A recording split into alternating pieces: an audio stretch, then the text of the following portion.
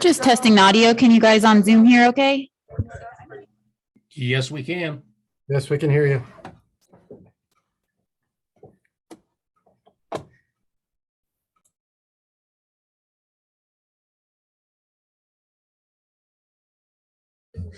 Good morning. It's 9 o'clock. Stan will be here in just a minute, but we're going to go ahead and get started and respect everyone's time.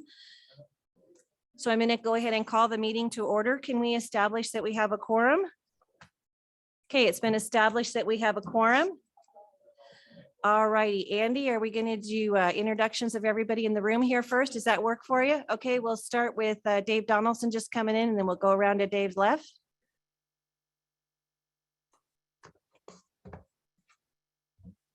Dave Donaldson, Colorado Springs City Council. Good morning, John Graham, City Manager. And I'm Todd Dixon. I'm the new mayor of Green Mountain Falls. Todd Dixon? Okay. Yeah, welcome to the group. Rick? Richard Zamora, CDOT. Roland Gardine, Mayor Pro Tem Callahan.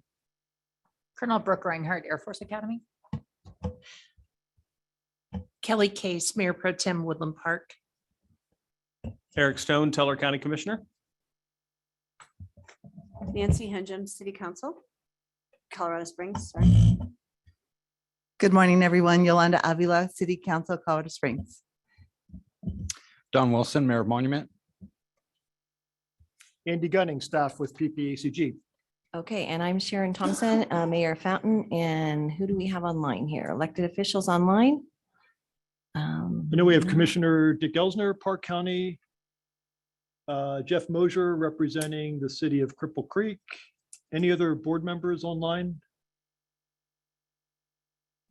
Okay, you need 7. You easily have a quorum. Okay, all right, fantastic. Okay, so we're going to go ahead and keep moving forward. Like I said, Commissioner Vanderwerth will be here in just a minute. He's stuck in some traffic, which on I-25, which I think needs to be the theme of the week, right? We're going to get it all over with in 1 week. So that'll be great. I heard there's a milk truck leaking down in Fountain today. We have had our share of accidents down in Fountain this week, so hopefully we'll be done today. Okay, the next thing on our list is agenda approval.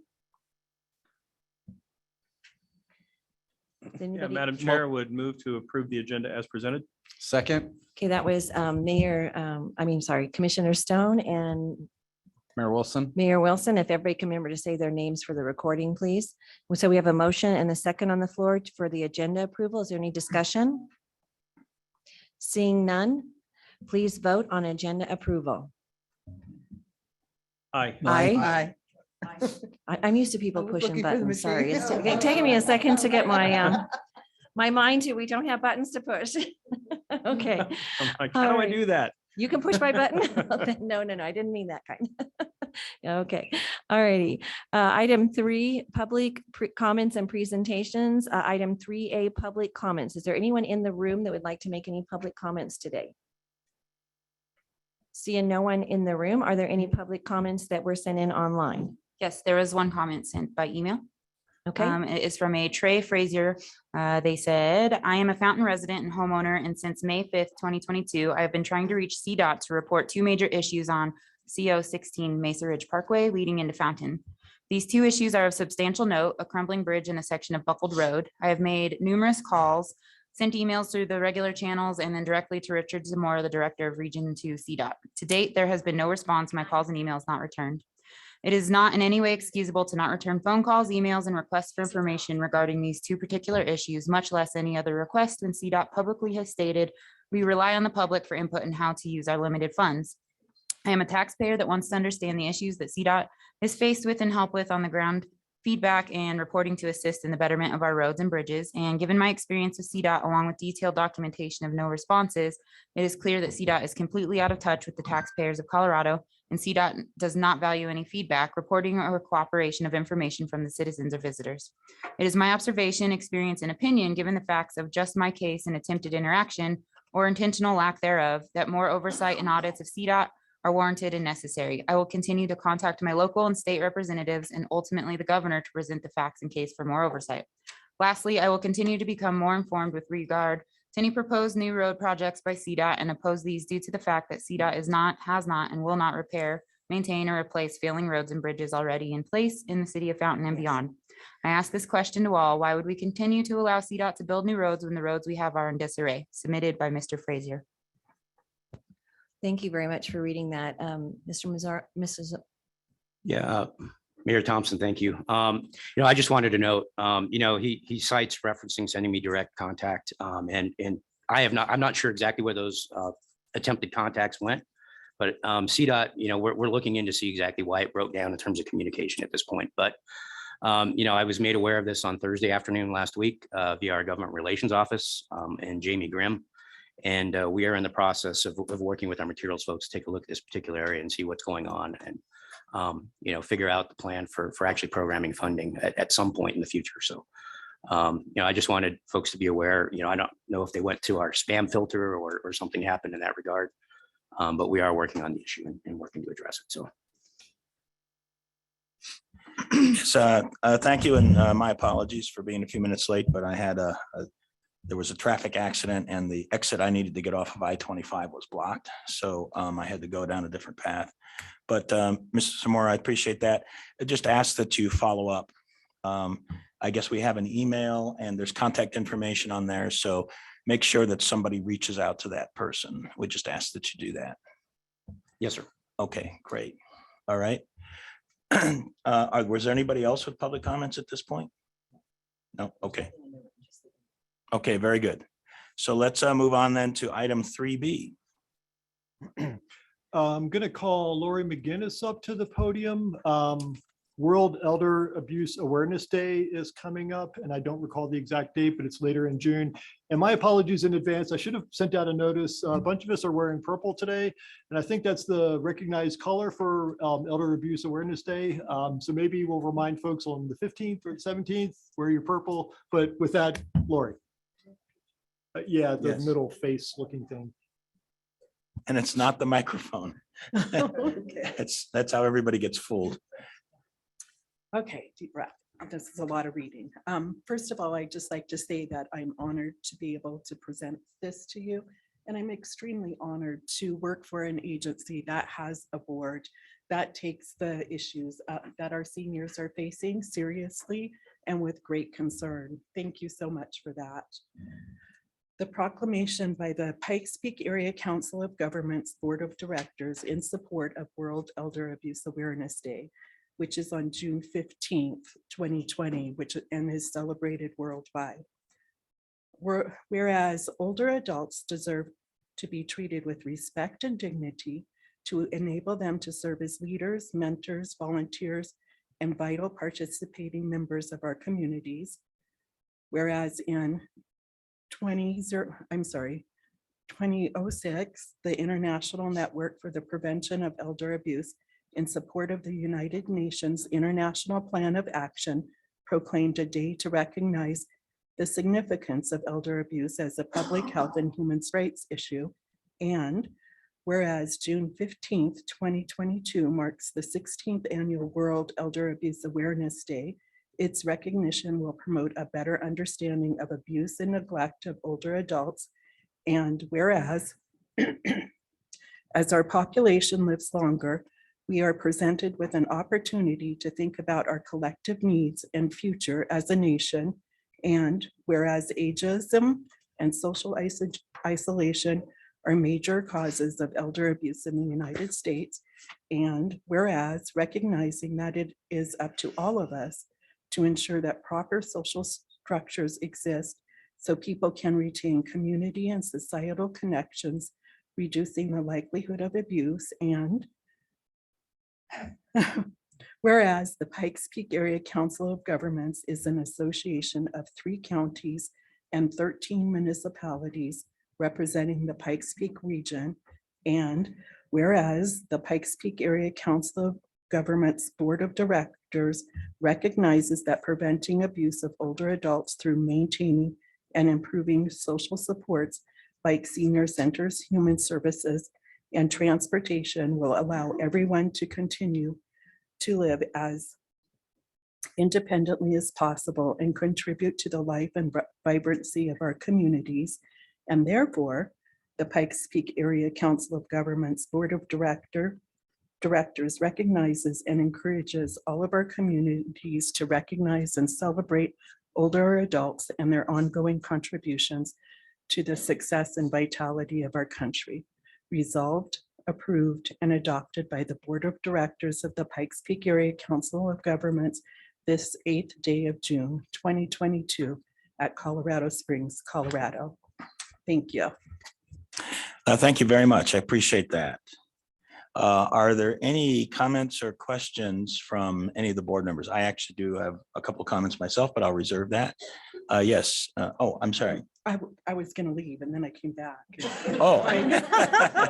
What am I supposed to do? Oh, just hang out right there. Okay. In case there's questions, Commissioner Stone. Yeah, just wanted to comment, in small counties, commissioners also serve as a Board of Social Services as well. And so we work very closely with our DHS department. During the pandemic, there was a significant uptick in our area of elder abuse cases and very hard to detect. It's not like there's a lot of mandated reporters out there like there are for kids. And so, the more that we can have people out there that can help identify and be aware that this is a very real problem as our population continues to age, especially our population in Teller County, which is very much aging. Anything we can do is positive, and we've already passed a similar resolution in Teller County as well. So that's all. Thank you, Mr. Chair. Yes, thank you, Commissioner. Are there any other comments?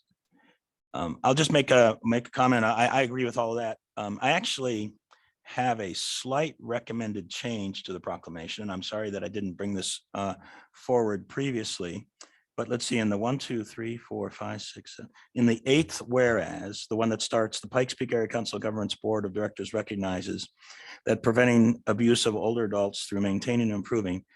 I always feel it's important that in addition to the senior centers and human services and transportation, that we also always talk about family connections. So if I might recommend to the board and see if the board would be willing to accept this. On the 3rd line where it says maintaining and improving, I recommend maintaining and improving family connections, social support services like senior centers and so forth. So just adding the words family connections, because families are also a really, really important thing. Sometimes the abuse comes from families, but sometimes the abuse comes from these other locations. But families are often, at least somebody in the family is often a person that if the connection is made to that family member, this person can get help. And if it is with a family and that family still loves this person, there will be no end to the help that that person will get from their family. So I feel if the board is willing to accept those words, is there any objection to that from any member? Okay, thank you. So perhaps we could just add that. It's a great suggestion. Yes. Thank you very much. And then some of the words I think are critically important, like the words social isolation. A social fabric in a community, a social fabric in a family, a social fabric among seniors or any groups is what creates our humanity and helps us help each other. So that is one of the issues and challenges that we have. And I'll just make the point, I'm proud of what PPACG has done and the Area Agency on Aging did during COVID, where you actually reached out frequently to your clients for the purposes of making sure that these seniors that were clients of ours didn't get so isolated that they started having other challenges and problems. And I'm just grateful that this board and the team at PPACG continued to support that. So I'll just make that point. With that, are there any other comments or questions with regard to this? We will need a vote on it. And seeing none, I'll entertain a motion. Mr. Chairman, I'd move to approve the proclamation as presented and amended. Second. Mr. Chicken, I second it. Oh, That's a lot of I guess he seconds. did. Eric Stone, Teller County. Jumping the gun. We can have a second and a third. Why not? Go for it. I'm a third then. Okay, there's a third. All right. Any other last comments or questions? All right, hearing none. All those in favor say aye. Aye. Are there any opposed? All right, hearing none, that passes, and thank you very much, everybody. Let's move on to item number 4, the consent items. And it'll be item A is approval of the minutes, item B, summary of financials, and item C, membership appointments. Are there any questions or comments on any of these items? All right, hearing none, I'll entertain a motion. Motion to approve the consent items, Don Wilson. Well, second, John Graham. All right, that's been moved and seconded. Let's go ahead and proceed with a vote. All those in favor say aye. Aye. Are there any opposed? All right, those pass as well, and I believe that was unanimous. Let's move on to item number 5. And what we've done for our military partners is we've moved the military installation reports up on the agenda because sometimes we have long meetings and then you are there for 3 hours. And we appreciate our partners, our military partners' patience in all of those meetings. And we're trying to accommodate your ability to get some of your updates here a little bit earlier in the meeting. So let us go ahead and proceed. We have the United States Air Force Academy Colonel is present with us here. So please proceed. Good morning and thanks to the group. It's great to see faces and to be back in person here. So Colonel Brooke Reinhardt, I'm the Vice Wing Commander at the 10th Air Base Wing at USAFA. So just a quick update from the Academy. First and foremost is just a thanks to everyone in this room and really the community as a whole. So as most folks know, graduation this year went incredibly smoothly. We like to say we hadn't done it in 2 years. Truly at that capacity. And I would say this was by far one of the best that we have done to date. And a big piece of that has to do with you all. I think from CDOT to El Paso County Sheriffs, just everyone in the participation in making that a successful event and getting those lieutenants across that finish line, both for the Air and the Space Force.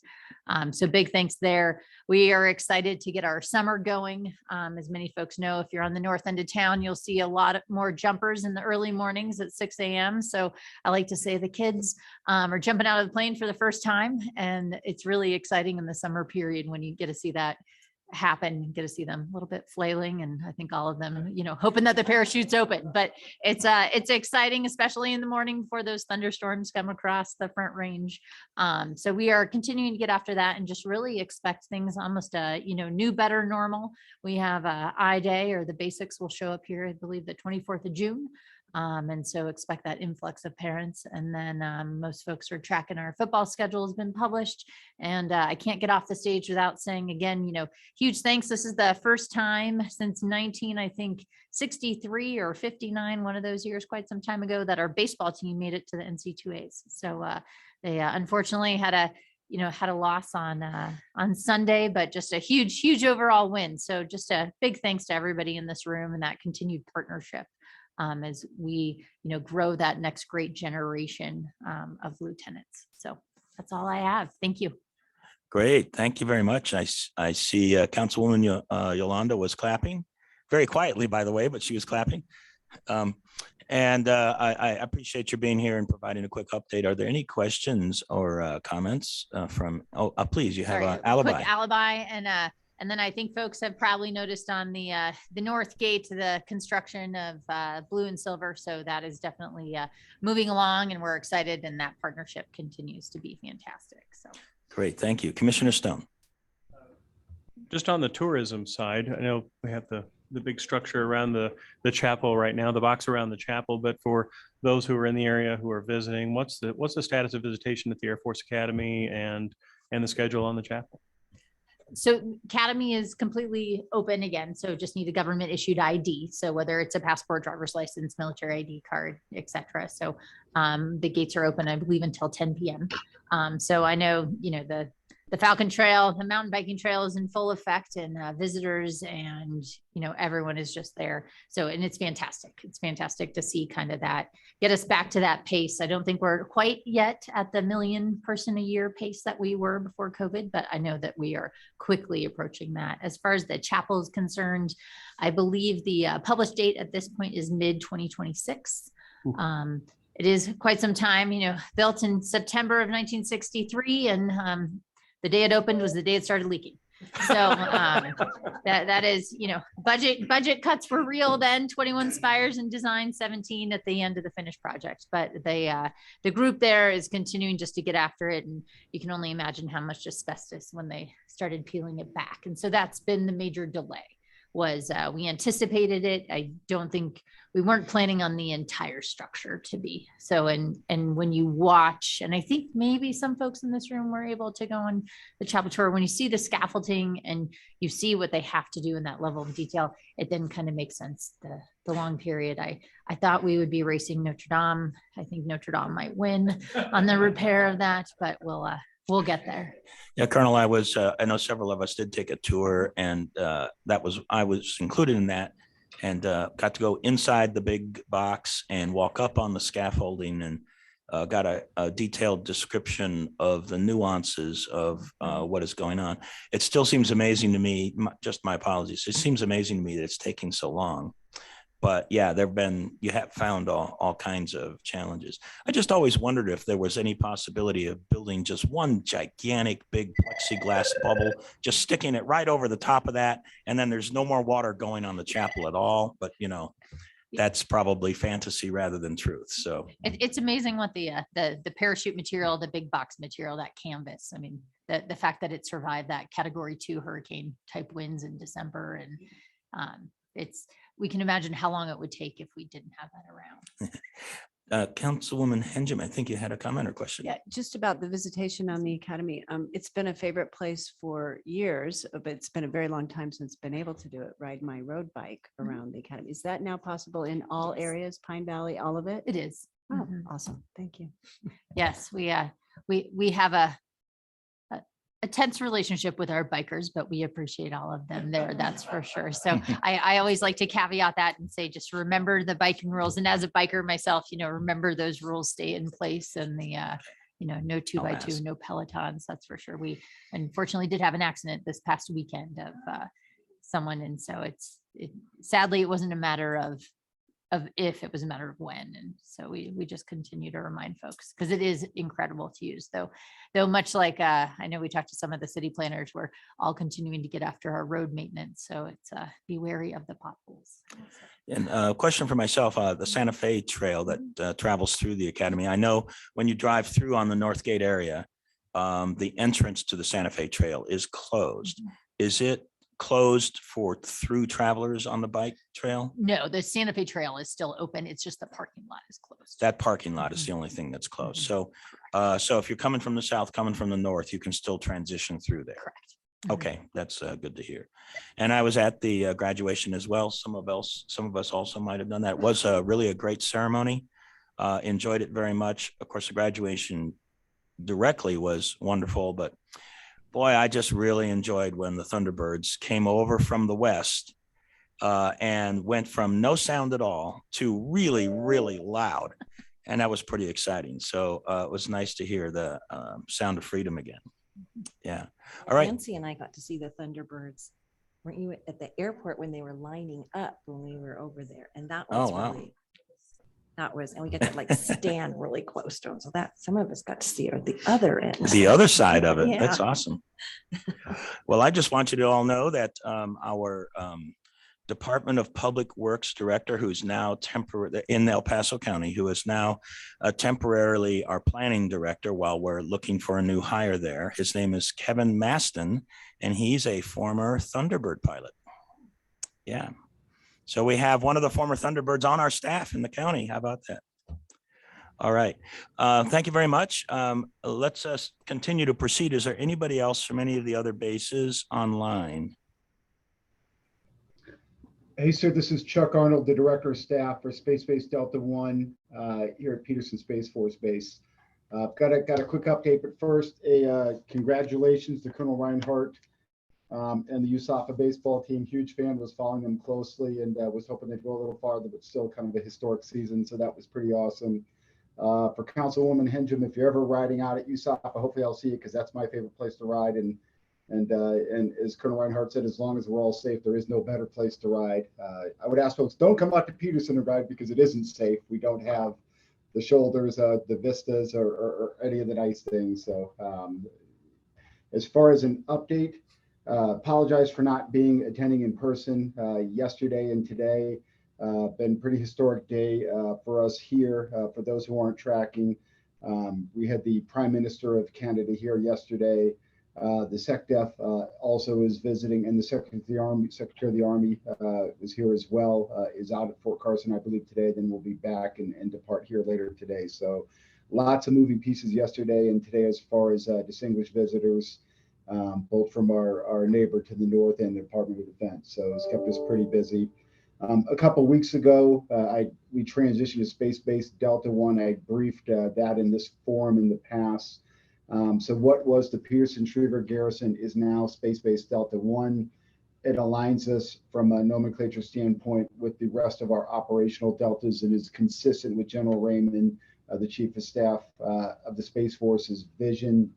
What it doesn't change is the support we provide to any of our mission partners or our relationship with the community. Is just a name change. So we kept the ceremony fairly small, didn't include a lot of folks because we didn't want the ceremonial piece of it to overshadow the fact that it doesn't change our roles and responsibilities. Pending any questions, that's really my update for today. Yes, thank you, Mr. Arnold. Are there any comments or questions from anybody on the board? All right, hearing none, Mr. Arnold, thanks. Thank you for the update.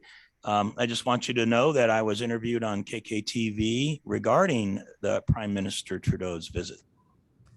So that's awesome. I didn't yeah. get to see that one, but our PA folks will share a lot of that stuff with us later today. So I look forward to seeing it. Yeah, it was on the news last night, as I was told. And I think part of why they were interested in interviewing me is because I used to be the chief scientist of NORAD Northcom. Yes, sir. And actually have in that capacity traveled to Ottawa several times because we were responding to both United States and Canadian requirements for operations analysis. And so I actually worked with the Canadian government back then, as well as the US government in that capacity. Yes, sir. And Yeah. yeah, NORAD has just got a fantastic history since 1957 of a binational command. Very, very rare and immensely, immensely successful. And I think we in Colorado Springs and El Paso County can be very, very proud that we've been the host of that organization since 1957, for over half a century. So it was just, I think it was great that the Prime Minister came. And just to let you know, I got interviewed yesterday. So thank you. Yes, sir. I think it will come as no surprise to you. The highlight of the tour was a small thing, but the media picked it up, and that was just the cycling of the blast doors at Cheyenne Mountain. I think was probably the highlight of the tour, which is interesting. So sometimes it's the little things, isn't it? Yes, sir, it is. Yeah, great. Do we have anybody from any other military base, Fort Carson or other locations? And don't think I see anyone. Just confirm for me, Andy. Okay, thank you very much. All right, thank you for the military installation reports, everyone. Let's move on to item number 6, the action item 6A, our 2021 audit presentation. Good morning, Casey Partridge, Finance Manager, PPACG. I'm here to present the 2021 audit and for your approval, asking that we vote to approve the audit and accept it. I'm also here to introduce Steve Hochstetter. He is our partner with our auditing firm, Stockman, Cast and Ryan. They've been with us for a number of years now, and they originally came out first part of January for the interim, came out first part of April for the final audit. Steve's going to present the audit to you and answer any questions. Thank you. Good morning, everybody. As Casey said, my name is Steve Hochstetter. I'm one of the partners with firm Stockman, Cast, Ryan Company. We're a locally based firm in Colorado Springs, and we appreciate the opportunity to work with you and serve as your auditors. I'm going to be relatively brief. I think I'm on the agenda for about 10 minutes. So my intention is just to kind of hit the highlights and the recap of the audit without really going through the detailed financial statements themselves. The first thing I'd like to start out with is one of the letters that we issue. We call it a governance letter. And you really don't need to go through your materials and try to find the letter. It's about a 3-page letter. Now just go over what some of the key communications in that letter are. We call it a governance letter because it's communications that as your auditors were required to have with those charged with governance. And one of the items in the letter discusses difficulties encountered in performing the audit. It just simply points out that we did not encounter any difficulties. One of the other important communications in the letter is addressing corrected and uncorrected misstatements. It's not uncommon for auditors to come in and identify errors and propose adjustments. We did not have any errors that we recognized or adjustments that we proposed. I think that's important for you to know for a couple reasons. One, I think it speaks to the accuracy and the reliability of the financial information that you receive throughout the year to base financial decisions on. And I think it also speaks to the quality of the accounting process with Casey and her team. Another item, disagreements with management. We're required to communicate with you. Any disagreements, whether they're resolved or left unresolved, that involved financial accounting, reporting, or auditing matters, and we had no such disagreements. And then finally, throughout the course of the year, we do have various discussions with management, and we felt that all of our discussions were in the normal course of our professional relationship, and that our retention as your auditors was not predicated on those discussions. Next, I'd just like to turn to the draft of the report. Like I said, I'm not going to really focus on the financial statements themselves, but more the overview of the audit. If you do happen to have the report, the first page after the table of contents is titled Independent Auditors Report. And it's on pages 1 through 3. And these pages really outline what management's responsibilities are for the financial statements, what our responsibilities are as your auditors, and then to express an opinion on your financial statements. And in that report, you'll see that the opinion that we expressed is, I'll just read it. It says, in our opinion, the financial statements referred to above present fairly in all material respects the financial position of the government activities of each major fund of PPACG. That's the highest level of assurance that CPAs give on financial statements. So as a board, it's the type of opinion you want to receive from your auditors. In addition to auditing the financial statements, we're also required to test compliance with various federal grants that you receive. Near the end of the report, it's on page 23, is a listing of the federal expenditures that you made this past year. These are the programs that are subject to test. If you move over to page 30, there's really an overview of the results of those tests and those tests of compliance.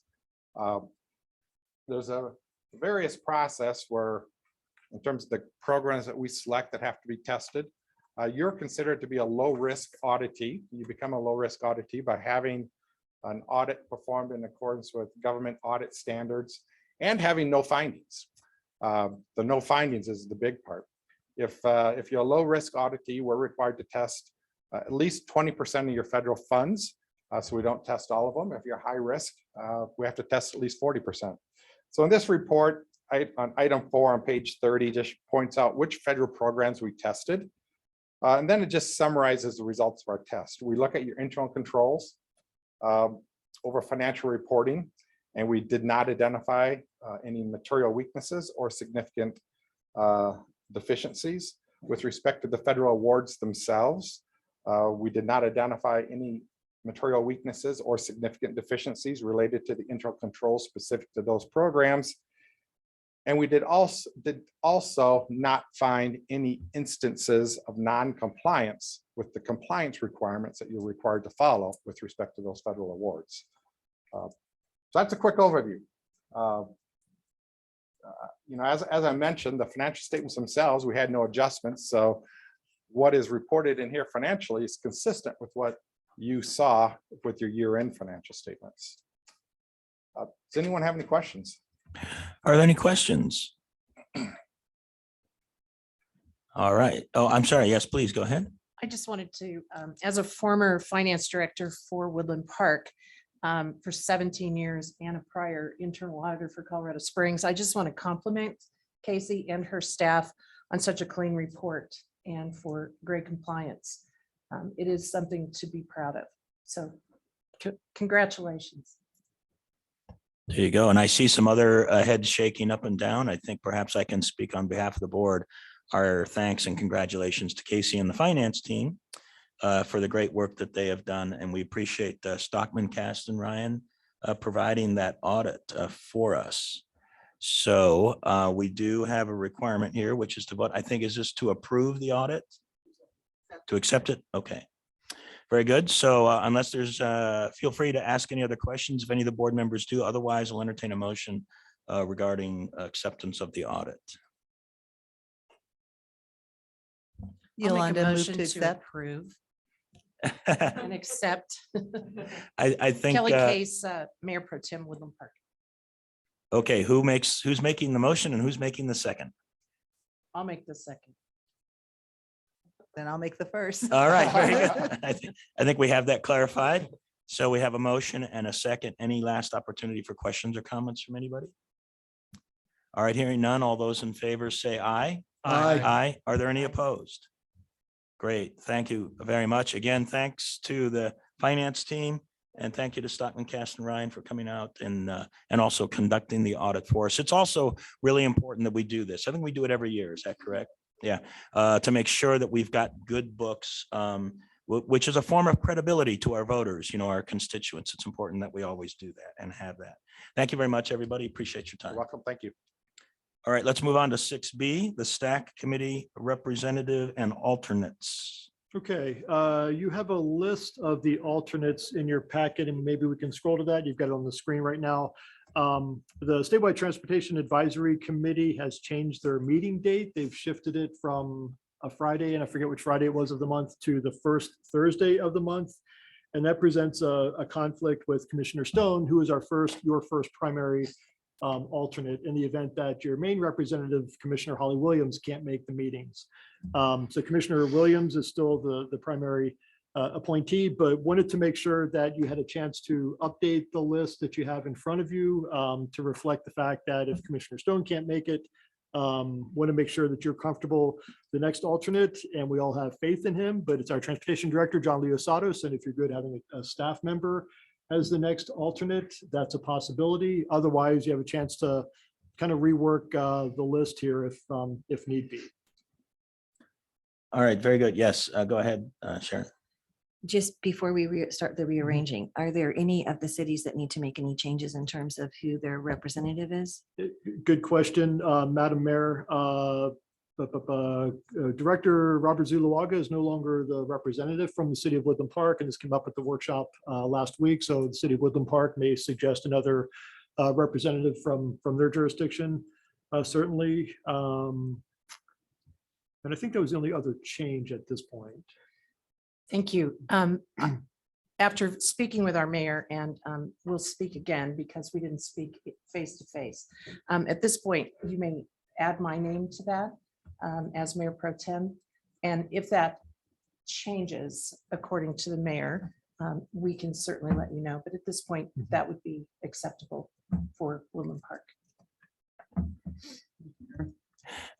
Yes, thank you, Madam Mayor Pro Tem, and go ahead, Commissioner Stone. Yeah, and I believe Commissioner Williams can confirm this, but also I believe they also took a vote that these STAC meetings now, about 3/4 of them are all going to be virtual. Is that what I heard? So that also would impact that if you are filling in for most of these meetings, you're not driving to Denver anymore because for specific reasons they've decided to hold all but 2 per year. Is that what it was, Commissioner Williams? Yeah, I think it was about 2 per year. The one time some of us went up, there was only 1 working microphone. So they're seeming to do better via Zoom. Yeah. Note to self, don't buy Bluetooth microphones. They don't work well. No. All right, very good.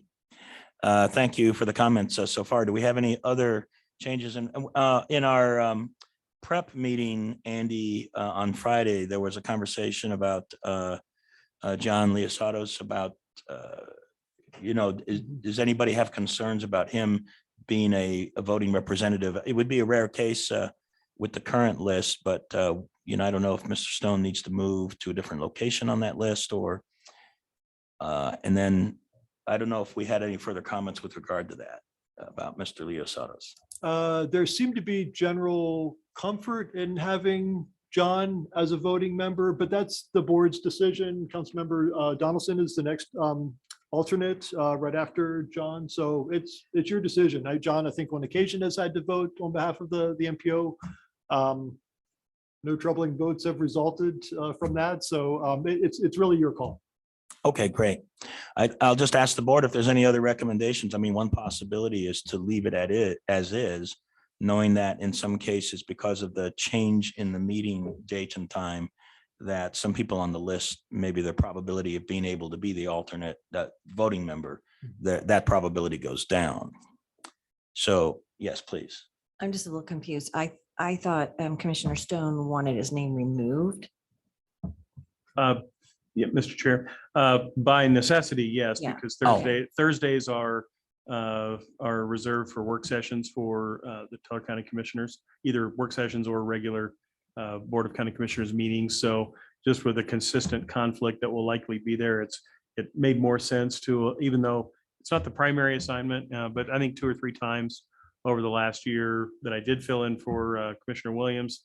But I also did attend a lot of those meetings just to make sure I stayed abreast of the issues. And but my only recommendation is just I appreciate very much John Leosados and his consistent service on the STAT committee on behalf of PPACG. But I think for the list is to keep him at second and move an elected into that first alternate position.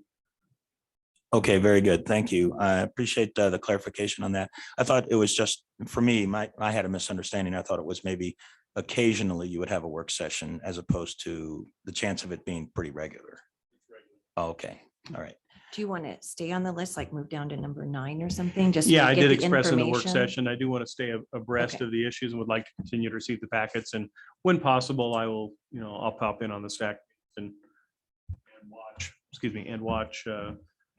now that they're going to be primarily virtual. So Director Donaldson, would you be comfortable with moving up to the number 1 alternate? Leave John Leosados at number 2. That brings Nancy Hingen up to 3 and just bump everybody up. And then I'm fine with scooting Eric in there at 9. I just want to stay on the list too and get the information so I can have input to whoever's going up. Yeah, Sharon, I would be comfortable doing that. And what I'll start doing is just attending, as Eric said he did, all the meetings just to stay informed. Yeah, I'd be honored to. Great. Councilwoman Hingen. Yeah, and I wouldn't mind moving down on the list just because Thursdays are not ideal for me. So if there's somebody who would like to be moved up to position number 3, speak now and you can have it. So that would move. Okay, we'll start again. So that would mean Dave Donaldson moves into slot number 1. John Leosados stays at slot number 2. Yolanda Avila would be at slot number 3. Is that okay with you? Okay. And then number 4, am I doing this right? Would be Kelly Case. And then Andy, Wayne, Stan, myself, Nancy, whichever way that goes. And then, yeah, I stay at the end and Stan. Yeah, okay. Okay, and then Eric Stone would be at number 10 then? Or 9, either Or one. 9? Yeah. Okay. All right. So, so we have a new list. Any additional comments or questions with regard to that list? And there's no limit. So if anybody is really, really interested in this, you can get added on the bottom of the list and start learning or getting the packets. So We are well represented. we are well represented. Yeah, on we this are, board. but that's a good thing. It is. Yeah. All right. I don't see any other comments or questions. So I think we do need to vote to approve this. Is that correct? All right. So I'll entertain a motion from any members of the board. Mr. Chairman, we move to approve the new representative list for the STAC Commission as discussed. Okay, very good. And second, Dave Donaldson. All right. So that's been moved and seconded. Let's go ahead and proceed with the vote. All those in favor say aye. Aye. Aye. And is there any opposed? Okay, and I did hear some ayes online. Thank you as well for those votes as also. All right, that was 6B. Let's move on to 6C, the CDOT 10-year plan, transit plan. And John, go ahead. Thank you, Mr. Chair, members of the board. First off, I went in to get a couple of cavities and a crown yesterday. I got a couple of cavities fixed, but then a temporary crown and double the time in the chair that I thought. So if it sounds like I'm speaking weird, it's because I'm speaking weird. So my apologies for that, but I will do my best. This first one is the actual, just make sure I'm getting the right item, is the actual 10-year plan. So the idea behind the 10-year plan for CDOT, just for some of you who are new, is that I think when I came to Colorado 4 years ago, it was explained to me as if money were to fall from the sky. I always used to like to say that you could just find it in the seat cushions, but the same thing. What are the priorities for the region as far as state projects are concerned? So we have a 10-year list for roadway and we have a 10-year transit list. A few months back, you adopted the 10-year roadway list.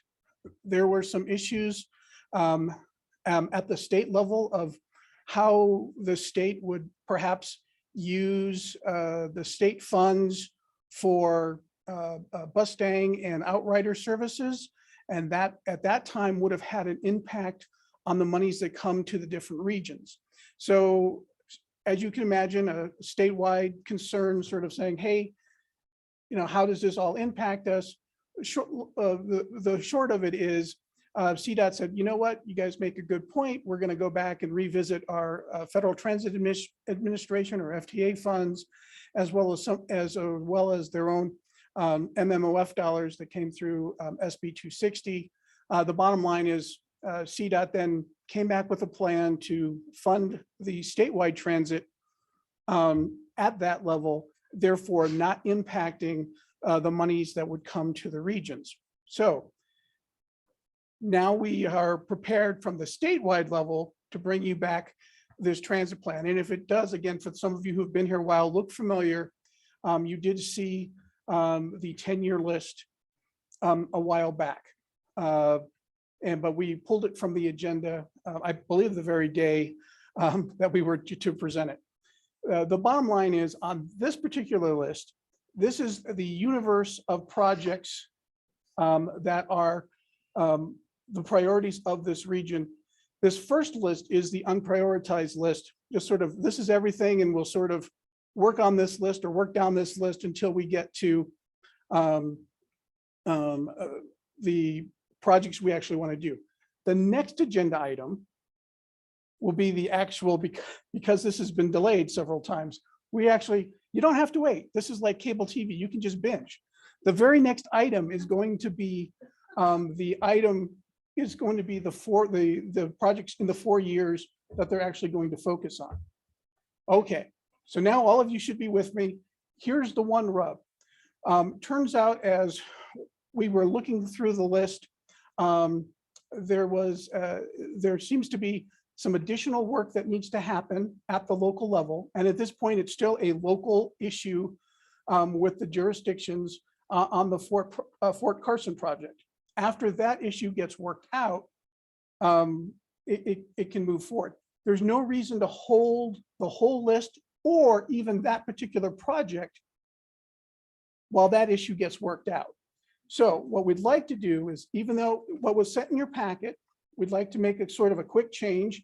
And I believe under the one item where it says MMT, I believe we changed it to be determined. Because for this Fort Carson Transit project, the service is again, all the details are being worked out between Fountain, Fort Carson, and MMT. And again, at this point, it's none of our business, quite frankly, at the regional level.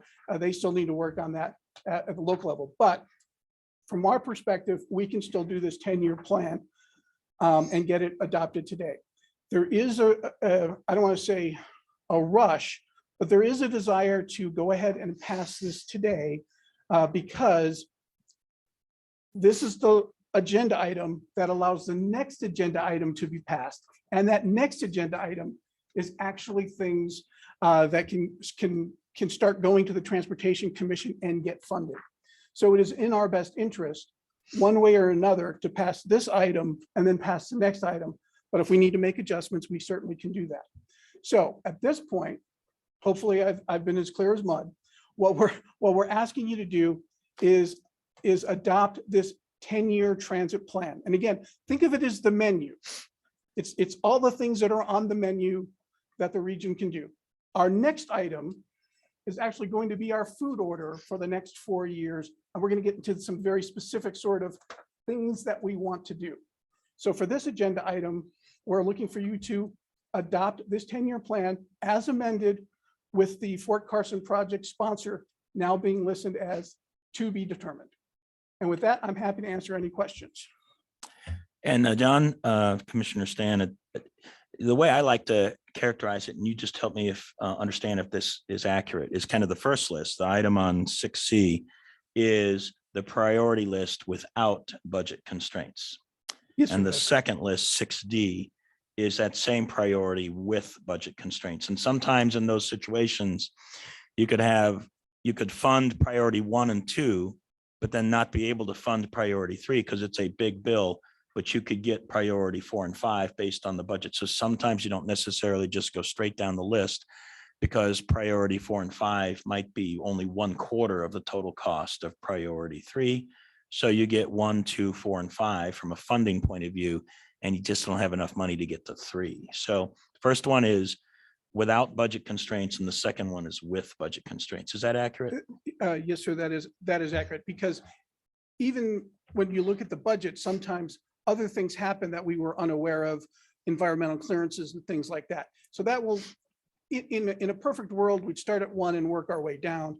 But because it's not a perfect world funding wise or clearance wise, we sort of have to start at the top and then using those priorities kind of skip down the list. Okay, very good. So thank you. And then I just ask the board if they have any questions or comments with regard to the item 6C, which is the list of projects without budget constraints at this point. Councilwoman Hinge. Yes, and looking at the chart, there's the green, kind of a rosy, well, green is in 1 to 4. And then in 5 to 10, there's some rose-colored lines and the yellow. Can you just describe the meaning of those color? Rich, did you happen to remember? I think Shane put those on there, and I. Yeah, just in terms of years 1 through 4, I mean, that actually is near-term real money. Years 5 through 10 are based upon anticipated revenues, about how much we would expect to receive going forward in years 5 through 10. And then sometime in that years 5 through 10 cycle, we'll be updating the list, more than likely, and working with you to do that. Are they, that still doesn't answer the reason for the color coding in years 5 through 10, and are they in order of priority? I'm not sure of the color coding, why it was chosen those very specific colors.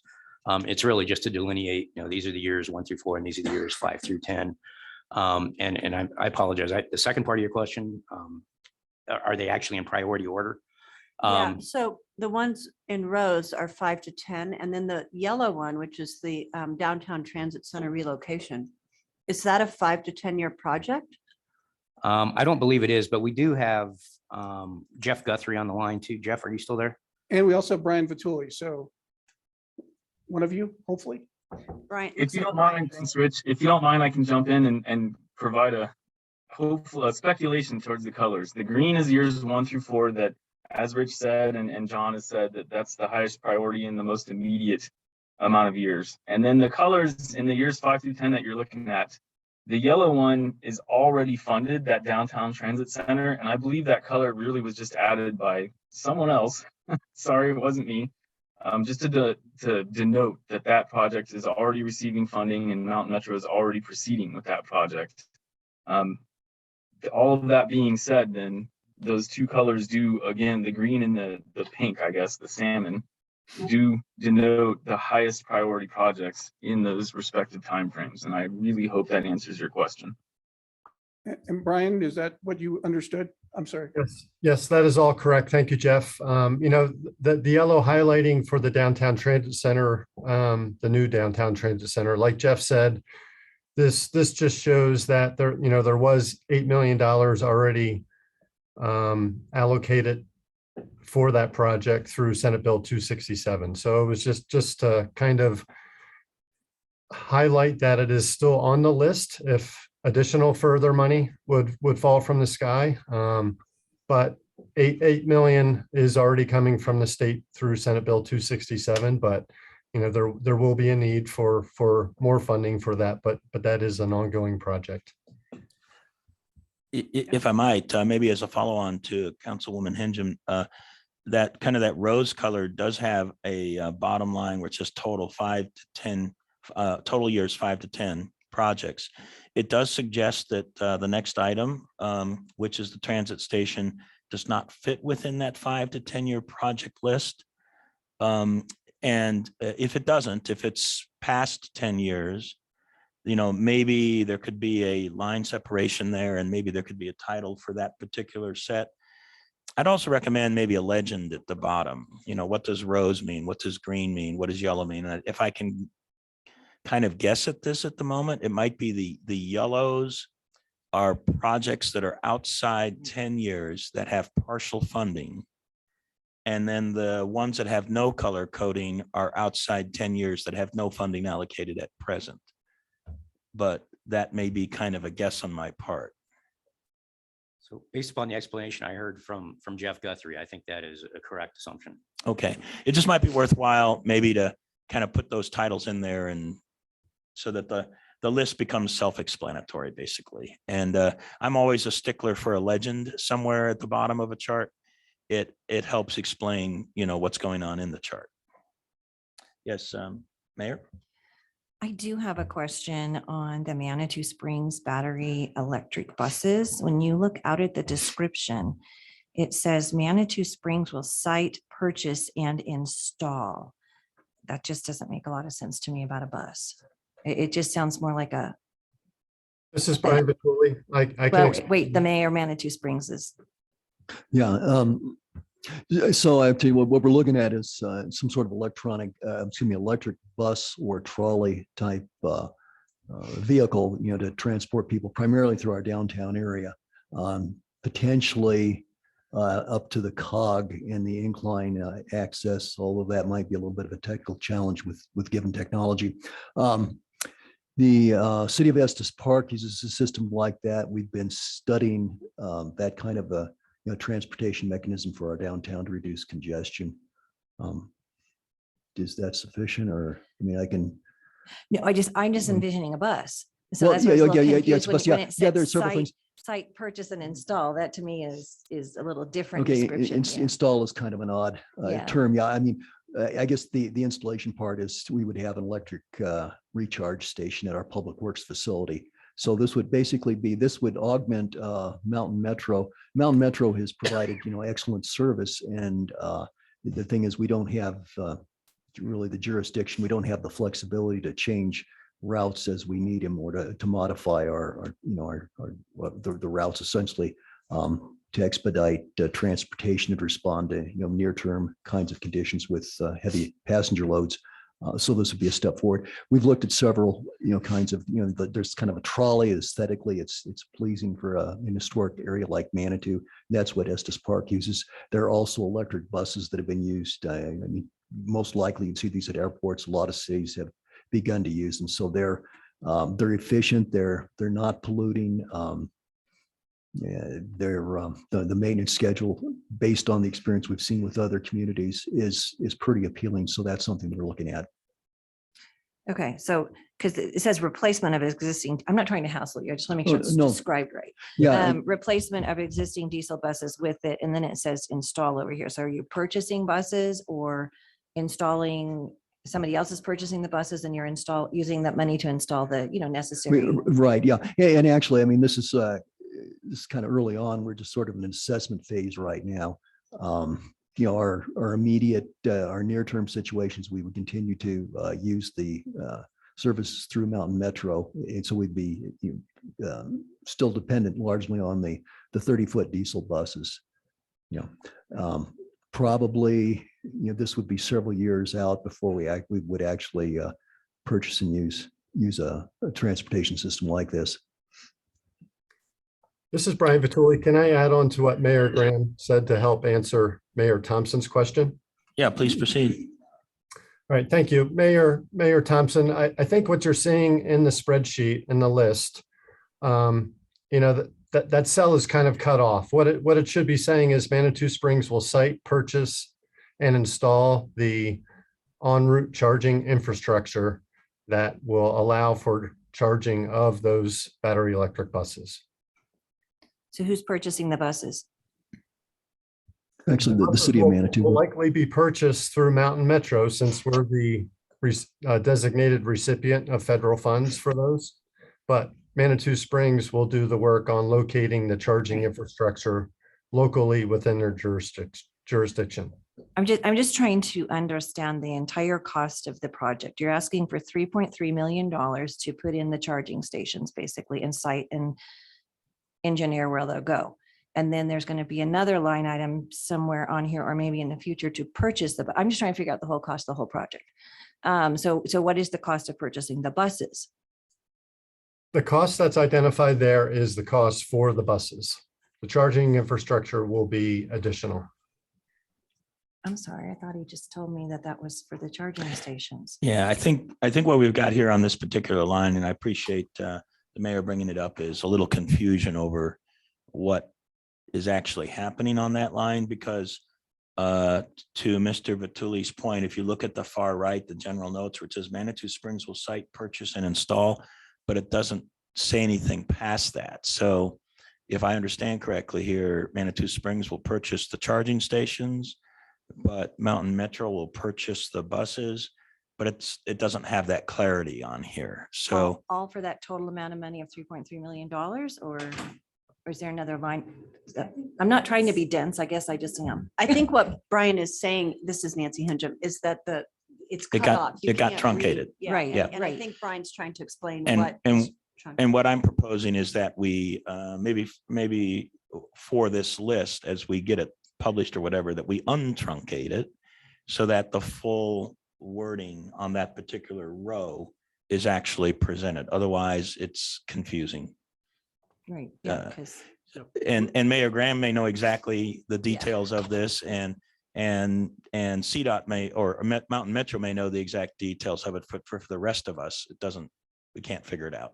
Well, Commissioner, I appreciate your confidence, my understanding, but I can't profess to say that I have that. And in large part, this is because this is experimental. We've just begun to look at it. We're considering our options. We know that at some point it would be very beneficial for us to have an electric vehicle, rechargeable and be environmentally sensitive. There are a number of options out there. I think you can appreciate that the track record for small municipalities using a system like this is limited, although it's been successful in a number of places. And frankly, it's the idea, a lot of these buses are operating on relatively level terrain, okay? And Manitou is not that, okay? Also, some of the larger electric buses that we looked at, they're on the order of like 40 feet long. That's not really the vehicle you want to drive up to the Cog Railway. So if it sounds like we don't know quite what we want, that's true. We're just looking at that again. Probably by the time we get closer to a decision, we'll have tightened down some of the specifics, certainly in terms of cost. So I'm sorry to be a bit ambivalent, but the honest story is that we don't have a finite solution at the moment. We're working towards it. I think that I appreciate your explanation, and it's completely fair. It is not color coded, which it's my belief that it doesn't have funding behind it at presently. So this is a kind of a planning item. I think maybe just for everybody's benefit is to untruncate the general notes part of it, so that it has a little bit more clarity for the rest of the board. And certainly as time marches on, some more clarity will come to who's going to buy what and what kind of vehicle will ultimately get procured, and that might be, it isn't in the 5 or 10 year project list. So I think for the moment it's past 10 years, but I don't know if that's entirely what it means. I suppose if something were to change, it could be moved into a sooner time frame as well. But for the moment, it's unfunded. It's just a planning component. And if I may, Mr. Chair, again, that's the whole, when we kind of joke about money falling from the sky or whatever, there on occasion becomes opportunities that are very specific to very specific types of projects. So that even though it's not on this particular, not in the color coded list, but the fact that it's on the list. So if the feds say we're having a new grant program to help communities like Manitou do an electrification sort of thing, the beauty of this list is it can point to this list and say, we are on a list that has been vetted through a regional process. However, we are not funded. So therefore, we would be perfect for your grant opportunity. We will fill out the 10,000 pages and do all the other things that you want us to do at the federal level. But the fact is that is sort of the value of this list, is even though things aren't necessarily funded, they're on the list and there. To the point of, how much detail and specificity do we have for some of these things? Again, this is that 50,000 foot level. We don't ask the jurisdictions as they're bringing projects into the process, to go ahead and give us the full plan specifications and estimates on every single thing.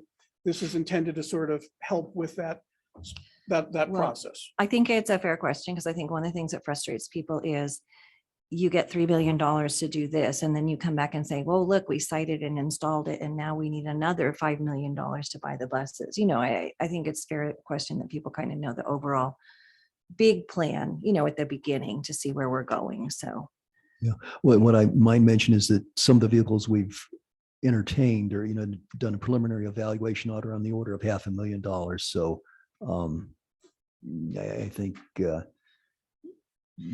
million should get us pretty far along, but a year from now, the cost may have gone up. So yeah, I won't commit. if you order it today, you might get it in a year, right? I do have one more question too. on Okay, something on here. before we get to that, I think for this particular line, let's just maybe get the general notes section untruncated so that the full explanation is in the list. And that's probably sufficient for that particular item at this point. Mayor, what's your next question? My other one is on the second page. I think it's the third one from the bottom. It's under PPACG 2040 RTP Transit Other Employer Activity Center Travel Demand Management Programs. Can somebody explain a little bit more about what Other Employer Activity Center Travel Demand? I don't even know what that means. Brian, are you familiar with this one? I know it says PPACG on it, but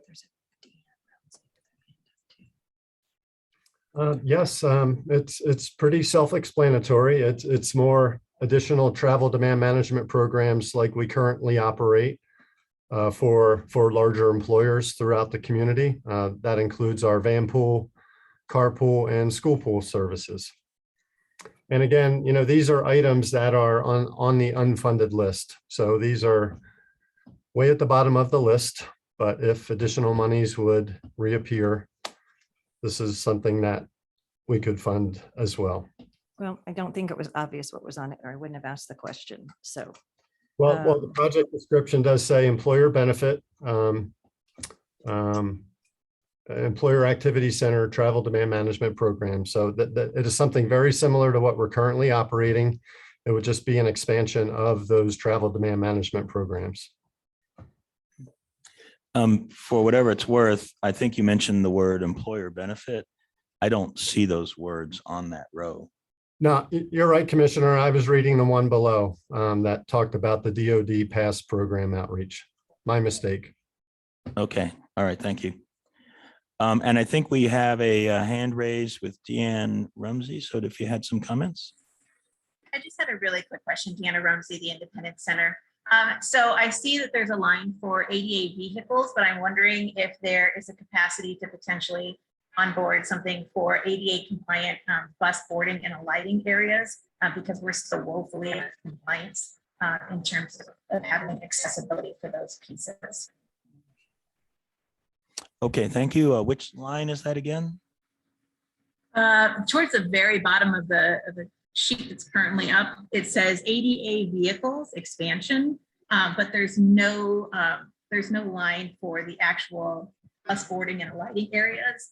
And there are specific ADA requirements regarding those. And we still have a lot of fixed route bus boarding and alighting spaces that are just kind of like a hole standing and aren't really connected to a sidewalk or pedestrian path. So I'm just concerned about community members' safety when they're trying to board and I don't know, transportation.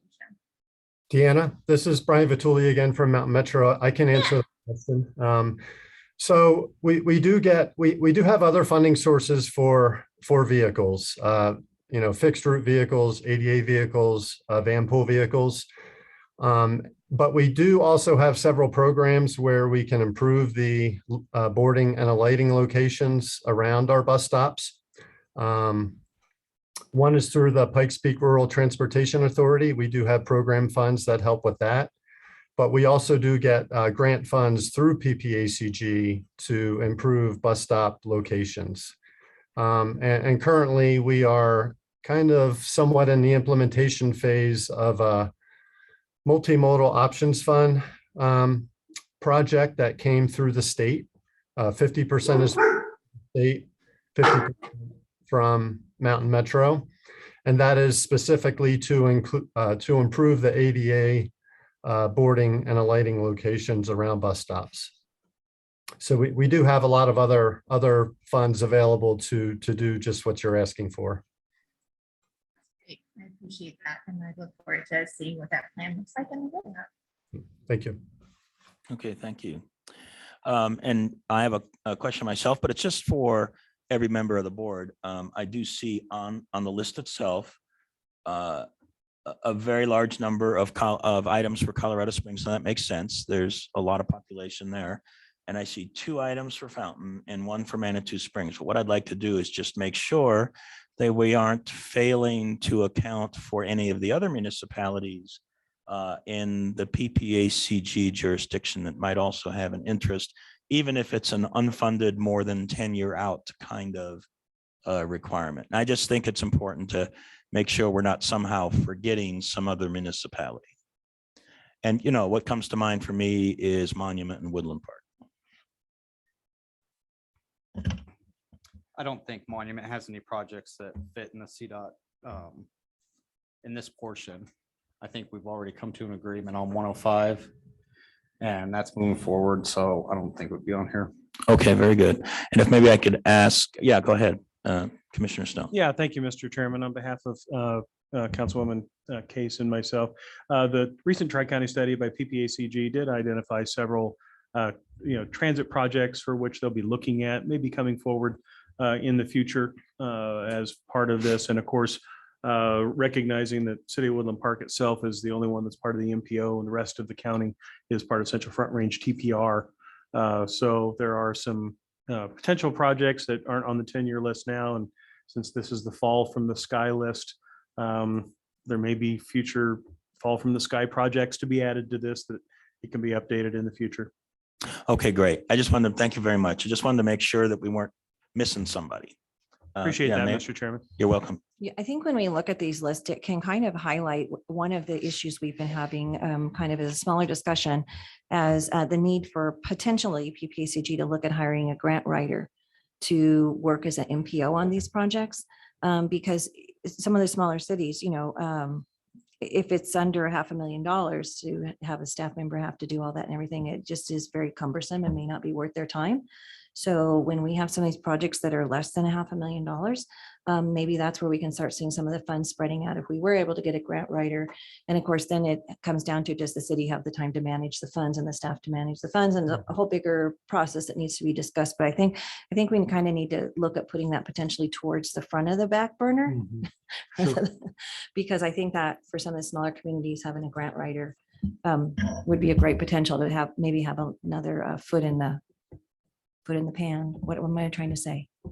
somebody come on with the figures. Mr. Chair, that's a great point. And actually, we're going to dip our toe into that topic later on the agenda around federal infrastructure grant support possibilities under information item 7C. So there's potential with state funding that we may be able to get a grant navigator. Great. More to come. Yeah. So for that question, it sounds like standby for 7C. Okay, very good. Are there any other questions from any of the board members regarding 6C? Yeah, yes, go ahead. Mr. Chair, I just want to compliment Mr. Leosatos, not only on his extensive knowledge of transportation matters, but his ability to use analogies like the menu and ordering our food to help me follow this process. So thank you very much, sir. Thank you. Well, there you go. You got a compliment. How about that? Especially the day after major demo. Yeah. All right. Very good. Thank you so much for those comments.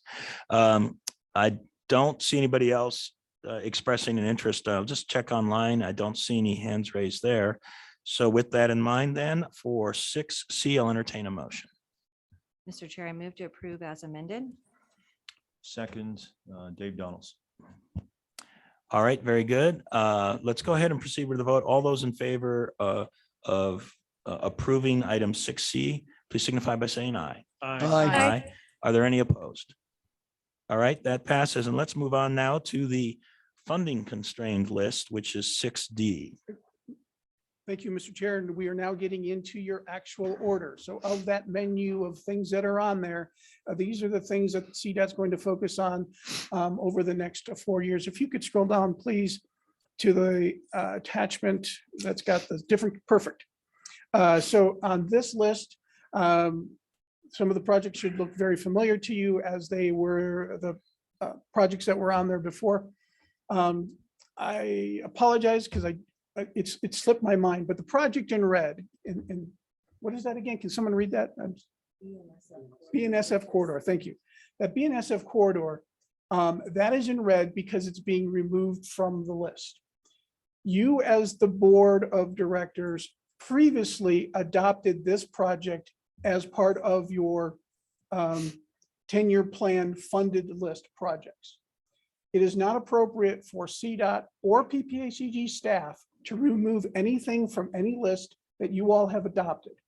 So we are asking you to remove that particular project off the list. I believe it then moves to the unfunded list. While some of the other projects you've seen then sort of move up on this list to be funded. The reason the BNSF project is being removed is, sticking with the cooking metaphor, it's not baked yet. It's not ready to move forward. So it's not ready to be done in the next 4 years, and it's moved down. Is that correct, Rich? Yes, that's my understanding. So again, since we've had a lot of discussions in the previous item, I don't want to belabor this. I'll be open to questions. But again, we're basically taking the 4-year list off the menu. We're placing the order, and we're removing the one thing that was on there from what a previous board action, because again, we don't want to have staff or CDOT remove anything that you as a board, even though it was a different iteration of the board, had adopted. Okay, yes, Commissioner Stone.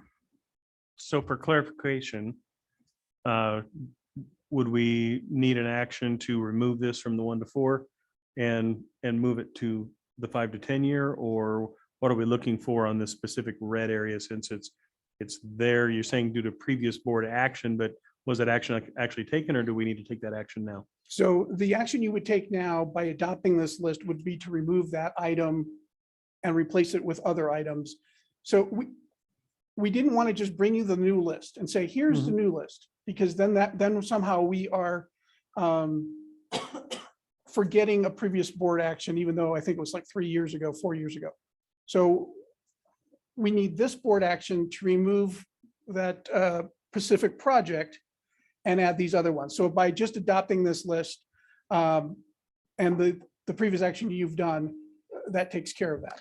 And John, if I could maybe just follow up, and it kind of gets into the color coding and how that can be sometimes confusing. So the red means it's being removed from this. It's a funded program list and then goes somewhere else. So I think the commissioner's question is, does it go to a partially funded, in which case it'd be color coded yellow and go to the previous list? Or does it go to white because it it goes to becomes white. unfunded? And we've already looked it up for And go ahead. Yeah, Mr. Zamora, you've got a response to And that. so if you look at the dollar amounts here, so basically that $1.1 million is being taken from BNSF and it's being allocated to the Fort Carson Circulation Service project on this list. So Right. that is basically the swap. Yeah, and well, let me actually finish it. So that is, we are doing some funding swap here. The two green ones are getting added to the list because the funds are identified.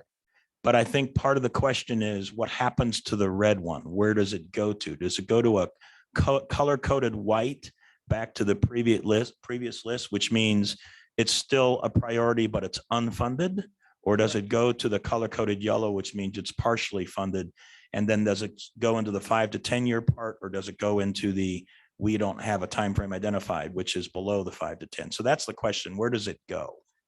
So I would need to look at the longer list on the other one, I but think Mayor Thompson's already looked this up for us. Oh, it's not on there? No, I thought it got moved to the, my understanding was that it was moved to the back. It's still on the menu, so it's on the white list from the 5 to 10. But perhaps I am mistaken.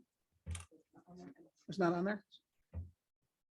That is correct. It's the 10, it's a number 10 white item on the first list you just approved. Number 10 white item. Okay. And since it is a white item, because the 5 to 10 list is this rose color, so the white list means it has no date assigned to it.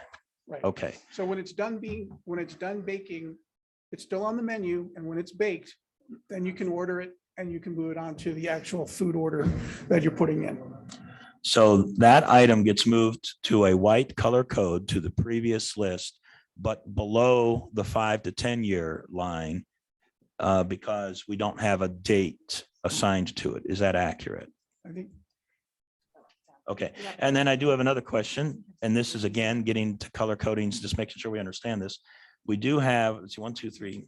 We have a fifth line on this chart, which is not a red or a green or kind of this shaded in color. It is a white to begin with, but white has meant on the previous chart no date and no funding. So why is this on this list? Should it be shaded because it's already funded, or should it be just white as an unfunded? Or this is why we need the legend to know what these color codes mean. And again, the color codes, I don't think are even consistent between the different documents you're looking at right now. So I think this project, the Mountain Metro Transit Fixed Route Service, is actually shown in the years 5 through 10 of the previous document that you just approved. And so the color coding between the two things doesn't necessarily translate well across, I think is the explanation. John, you're nodding along. And Jeff, I don't know if you have a different interpretation. Can someone describe what TDP level 2 is? That It really says sounds it's like a Brian approved in Patulli question. TDP level 2. Does somebody know what that means? Brian? Brian? Can you point out where that's listed? It's in the what, we're back at the white where the BNSF corridor purchases at row 10. It says under the column of funding, it says approved in TDP level 2 for 1.1 million. Oh, yes, sorry. So that was in the previous transit development program. That's what this list used to be called. In the former transit development program, this was identified for 1.1 million, which you're now seeing on this list being removed from that list. Right. So approved just means what we've been talking about, what what Chair Vanderwerf said is that this was approved by a previous board. We have to remove it, but that doesn't mean it's funded. It just simply was approved. Correct. Okay. All right, and Commissioner Stone. And I think the meat of my original question was, do we need, by approving the 10-year transit plan as presented, will this being in red and it's saying remove from the list, will that serve to remove it from the list, or do we need a motion to remove it from the list and then approve? If I could maybe respond to that, here's what I think a motion, well, anybody can make a motion to do anything, but here's my proposed recommended motion, is that the item I identified in red gets removed from this funded list and gets placed back on the previous list in the undated list and gets color coded white. So it remains as a item to do, but has no funding tied to it and doesn't have a time frame tied to it. That would be the red. The two that are coded in green are getting added to the list. So they become funded and they're added into this list. So they're new adds. And then the white one that's coded white right now on this second chart that we're considering, it does say the total is 4.8 million, but that an additional 3 million is needed. So does that mean it's partially funded? Yes, that's correct. So the original total project cost is $7.8 million. We're funding 4.8 out of it out of years 5 through 10. So Okay. there's going to be a need for an additional $3 million going forward. So that would stay on this list. It doesn't go off this list. It's partially funded, but it can't be completed because it doesn't have full funding yet. And maybe we could ask CDOT to maybe try to produce a consistent color coding with a legend, because my thinking here is that this perhaps would be on this smaller chart, this 10-year updated transition plan, but it would be color coded yellow, which would make it consistent with why yellow was used on the previous chart, a partially funded project. Yeah, we can work with John for any public facing documents and to update these and get everything consistent. So it's more easily understood. Yeah. We'll do that in the background. Yes, Mayor Pro Tem. Just as a new observer and participant, may I suggest two motions to make it clear and less confusing and less lengthy? To remove the red and then make a motion to approve whatever is acceptable to the board. It just would be less confusing and less lengthy in a motion, just a suggestion. I am certainly open to any choice to make it a little easier, perhaps to have it recorded publicly. That's perfectly fine with me. And I see two other microphones on. I don't know if you just have it on, or do you have a question? Well, one observation, then I'll make a motion. Mr. Chair, you asked like, hey, the color coding on this chart. I think all the gray is simply the years 1 through 4. Then below that, all the white is years 5 through 10. Red means it's being taken out. Greens means it's being put in. Anything like the white one just happens to be one that isn't being moved. It's not being put in. It's not being taken out. I would move that we adopt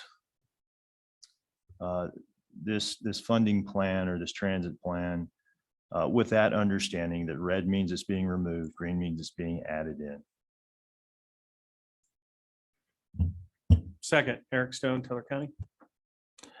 Okay, and I appreciate that. That is a motion in a second that has everything included in it for this particular vote. Does the Mayor Pro Tem have an objection to that? Are you good with that? Not at all. That made great sense. Thank you. Okay, fantastic. All right. Yes, please go ahead. I thirded. And there's a third. It probably means let's move on. Let's get going. But I think we just need to ask CDOT to kind of get the color coding and other stuff squared away so that we don't get confused over what it all means. And I think you'll do that. So I appreciate that. Yeah, we'll work with John and PPACG staff in the background to address that. Okay, Yeah. very good. Yeah, if I might, Mr. Chair, just. Yes, please. It's not totally on CDOT, so I will not put so much time into my analogies and more into my legends and color coding. So we will work to have something a little more clear in the future. My apologies. Okay, thank you very much. I do appreciate that. Are there any last remaining questions on this item? This is item 6D. All right, hearing none. All those in favor say aye. Aye. Aye. Are there any opposed? All right, that passes as well. That was a little bit of a challenge there, but we've got the action necessary, I think, to make sure it's clearer for the future. And I appreciate everybody's effort in that. And again, my apologies. It's on me to make sure that it's more clearly understood, and I will take this to heart as a constructive criticism and work to make it a little more clear next time. So, Okay, thank you. awesome. Thank you. Let us move on to item 7A, greenhouse gas mitigation and transportation planning. And John, it looks like you're up for this one as well. And this one will be all kinds of fun, won't it? Can I make a motion to table this? No, I'm just kidding.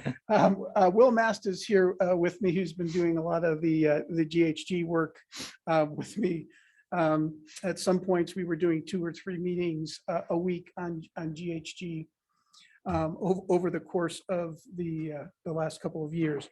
I want to start by saying when we took this to TAC, we really got into, I don't want to say the weeds, but we really did sort of a, how does this impact specific projects? How does this impact how we do the tip? How does this impact how we do the long range plan?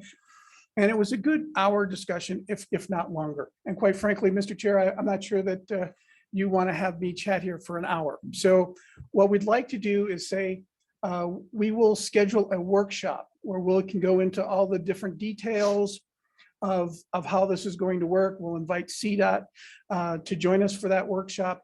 So I will give a overview in brief fashion if I can. Happy to take any questions, but just, Mr. Chair, if at some point you realize we're going too far down the rabbit hole, maybe that's just some questions that are better left for the workshop, if that's permissible. So the work for the benefit of the board here, for the workshop, in prep for this meeting, we had a fairly long conversation about the complexity of all of this. There's a lot of content on the charts if you actually start to dig into them. We had a lot of questions and we spent a lot of time on it. We may or may not want to try to do that in this board meeting, certainly maybe some generic questions, but we concluded that this is probably worthy of a separate workshop where we put a lot more time into trying to understand what is going to happen here so that we know what's going on and we have a capacity or an ability to respond well to it, to protect our communities if needed, or to work on compliance with it if needed, whatever the challenge is. So that was kind of the sense of that. And I'll just maybe ask if the board feels comfortable with that idea about having a separate workshop where we get a much more into that detail. Does that sound reasonable for everybody? I'm just looking for some head nods and I do see those. Okay, so let's kind of make this abbreviated for today and just kind of give us the 10,000 foot view here, John. And I'll just, some points that I'll make, like if you look at this chart on the page, it starts with 8.01. I don't know the page number, but you'll see PPACG has reduction numbers at some level, but if you look at DRCOG, they're much larger numbers. So then that was one of my questions. Why is that? And then if you look at the rural planning, GHG rural planning, there's a lot of boxes and moving lines, and there's a lot in that. And then if you go to even to the next page, there's this chart with black boxes, red boxes, and a lot of blue colored lines, and that is difficult to work through. So I think that's what the workshop really needs to be for, is to help us understand what's going on these charts. But go ahead and give us the 10,000. Okay, so for those of you who are new to the board, back in 2019, HB 19-1261 was passed by the legislature that set forth a statewide climate action plan. That was the vehicle by which the GHG roadmap was requested. And within that GHG roadmap, it said that the transportation sector needs to have 25%, based on a 2005 baseline, needs to have a 25% reduction by 2025, 40% reduction by 2030, and a 99% reduction by 2050. So flash forward a couple of years, SB 21260 gets adopted, which basically then said, hey, CDOT, you need to go ahead and go through rulemaking that sets out the rules by which the MPOs, which are the Metropolitan Planning Organizations, which are the urbanized areas around the state. So PPACG, as a cog, we have 3 counties. The MPO only is sort of the urbanized blob through El Paso County with a little cactus arm up to grab Woodland Park. So that is the MPO area, and that's what these rules will impact. At the same time, they said CDOT needs to have a reduction as well, which would then cover the rest of the area. So everyone is impacted by this, but what I'm talking about now is the impact of that urbanized MPO area. That CDOT impact is something that we could probably dive into at the workshop when CDOT is present, and they can chat about how they're going to do their CDOT reductions. Moving forward, I think in the interest of time, I'll just kind of really quickly go through the slides because that gives you sort of up to date. So after they passed that rulemaking by CDOT, and then they've just now, about 2 weeks ago, adopted the mitigation measures. Mitigation measures are a method by which if you don't meet your GHG requirements through your regular planning process, you can do these things and have a mitigation plan to do that. So real quickly, as Commissioner had mentioned, these are the numbers for the PPACG region and reflects also what CDOT's required to do, as well as the other MPOs. And Commissioner, just as a quick aside, your statement about how the reductions are taken, I think the analogy I use, because we all love my analogies, don't we? Here comes another one, ladies and gentlemen. Well, this is an old one that I'm recycling about 1.5 years ago. It's like when you go to fat camp, right? It's like the fattest kid still gets the most chocolate, right? Because of the percentage of reduction. And so that's one of the things that we're always sort of watching is that, again, yeah, Dr. Cog has the most to lose, but they also have that, the more that they can actually take in because of the way the formula was done. Next slide, please. This is the CDOT sort of flow chart of the process. You can look at this on your own. If we go to the next chart, please. This is actually the PPACG process. I do want to point out that, Mr. Chair, we did add a legend. I think hopefully this is the right one. Danelle went back and put in a legend. I think the red is, well, is this a new one? We did make a new one. I apologize. Based on your comment, we did make a new one.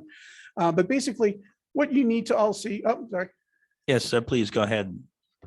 Yeah, Mr. Chair, I've just been thinking about this, and I don't think in 2022 we can call it fat camp. Oh, I think we have to call it people who are experiencing largeness camp. yes. My apologies. I'm not fat. I'm just vertically challenged. The wrong height for my wrong weight for my height. But the bottom line on this, and again, I apologize. I thought we switched them out for the one that did have a legend, is basically the black text and the black boxes are how our process functioned prior to the greenhouse gas rule. Now with the greenhouse gas rule, we've added the red text and the red boxes. The bottom line on this, again, trying to keep this short, is we basically will we will select our projects. If we model our projects and we meet the GHG reduction requirements, we're good. If we don't, we'll go through an iterative process whereby we will remove projects, capacity projects, and replace them with non-capacity projects until we reach balance. If we never reach that balance, then we have an option. We can either go through the mitigation, but at that point, there's no point to it because you would only be adding a whole bunch of reporting requirements and you wouldn't really be gaining anything. The only time you would actually use mitigation is if you were so close to actually having a capacity project that you really want, that you would go through the mitigation and come back and try to preserve that capacity project. Because of our PPRTA and all of the capacity projects contained on that it is an unlikely scenario that we would go that route, but it is possible. Moving forward, next slide, please. I think I need to hit it in high gear here. Real quickly, one of the things that we were discussing was the definitions of transportation capacity and regionally significant. We have our definition here at PPACG that we were using before GHG rule, which was basically the exact same as the federal definition. Next slide, please. And if I might, sure. I think perhaps it should be a topic of the workshop is, so we've got the Air Quality Control Commission, but then we have the CDOT addressing greenhouse gas rulemaking as well. And we know that ultimately got separated out of necessity. But what I don't really have a good understanding on is the interconnection between those two. And, does AQCC still have some measure of authority over CDOT, or does CDOT have full control of this? And then if it's full control, who has that control, and who can we talk to talk about those certain kinds of things? This kind of leads now to the next question, is because we had, not too long ago, a request to ask for relief from the EPA with regard to, I think it was carbon dioxide, ozone, I'm sorry, with ozone, and we got support from CDPHE to submit that to the EPA. But what I don't know is, how does that get connected to CDOT's work if we are successful or not successful in that waiver? I also don't know what's the status of us pursuing that. So there's a lot of these now moving parts. And I think it's important for this board to have an understanding about those moving parts and who's interacting with who, and how can we have a measure of influence on all of that, so that we have the kind of outcome we're looking for. Now, Commissioner Stone, I think you had a comment or question. Yeah, when they do give you a broad definition, it leads you to one of two places. Either that it's casting an extremely large net to catch a lot of projects, or they're leaving leeway to the local organization, in this case PPACG, to essentially do our own definition of what that is and then include that into our project. So which of these do you believe this is, based upon what we're seeing in front of us right now?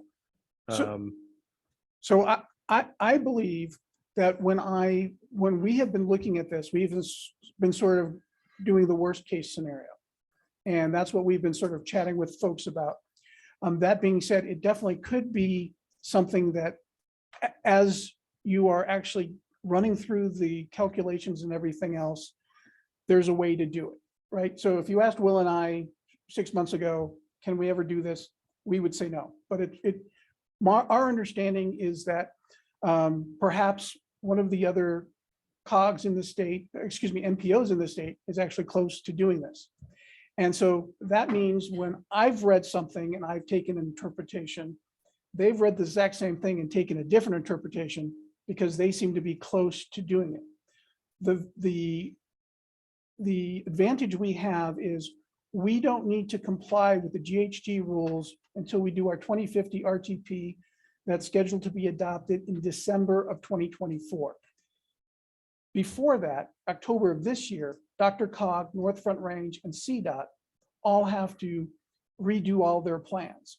So we can see when the three of them do their plans, if they say, well, we're in compliance and this is how we did it, gosh darn well that Will and I will be figuring out how they've interpreted the rules, and we will do exactly the same thing. If they come back and say, no, we can't build anything and here's why, well, then Will and I have pretty much interpreted the same way. So I want to answer your question. We have taken it that the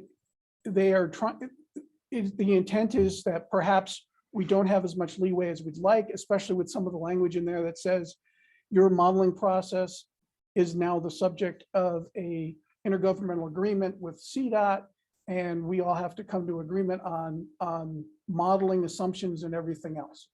So hopefully, in a roundabout way, I've answered your question, that we think that they are trying to, the initial intent is to narrow it, but after they've gone through this 2-year process, perhaps they've realized they've narrowed it too much, and they're trying to pull back. And I'm not here to argue. If they pull back and we're able to do projects, I will happily smile and say I'm wrong, and I will get to do the projects. Thank you. And maybe if I could just ask on, Andy, where are we at on the, the waiver process? We have not gotten further word yet where that was left. We sent a letter back in February, March to the states, to CDPHE and to the governor. Got a preliminary, very positive response where CDPHE said they would enthusiastically embrace our request to get ozone relief. That was relief to get some of the wildfire smoke numbers out of our calculation from 2020. And if that happens, we actually would still technically be meeting the ozone standard, the federal EPA standard. CDPHE said they need to do some data development and prepare some analytics for us to submit our request to EPA, who's the final decider as to whether or not they're going to give us that exceptional events classification and reduce our numbers. And they don't have that calculation, those numbers back quite yet, but I'll certainly follow up and find out where we are with that. Yeah, if we could maybe follow up on that. And, I in a new status that I have, being on the CDPHE Board of Health, representing Congressional District 5, I could maybe ask them to respond to that. If you have trouble getting them to respond, I could maybe ask them to respond to that. And then I also wanted to mention that I think it's in September, the Board of Health does have a meeting with AQCC. So if we've got some inflection points with AQCC, we could maybe deliberate over that, and I could take those questions or comments to AQCC in our combined CDPHE AQCC meeting, which again, I believe will take place in September. They do that once a year. The two of them meet together, and so that would be an opportunity to discuss some business with them at that point as well. Super. Okay. And real quickly, on your involvement of CDPHE in the rule, there is specific rule in language in SB 260 that talks about them being involved in the modeling. So I believe they are engaged on the modeling technical side of it. So they are involved, but not in depth. So when we have the workshop, we'll have someone from CDOT here to give you a much better answer. But I did want to be responsive and let you know. Okay, great. Back to the slides real quick. So this is how CDOT has defined the regionally significant project. And again, it fits in with what we're doing here at PPACG. Next slide. And I think this is probably the transportation capacity. Again, if it's widening the roadway by more than like a mile or 85% of the capacity in the rural, that's their definition. Again, this is better topic for the workshop. So next slide, please. And then lastly, when I had said that the mitigation was passed a couple of weeks ago, again, this is a CDOT slide that I took from their stack presentation. Again, some of the things that they line out as mitigation. If we are already doing some of these things, or if any of these things can be modeled, we will do them and still model them. It's just the whole idea of saying that we're going to do them outside of the modeling, but then do a mitigation report that again has very specific sort of requirements. For our particular situation here in the PPACG, it doesn't make a lot of sense for us to go down that road. And then finally, I think, next slide, I just had a couple of examples of some of the different mitigations. I think in the actual policy itself, there's literally like 50 pages of the different, or 50 different factors, excuse me. I'm not sure it's 50 pages, but there's a whole bunch.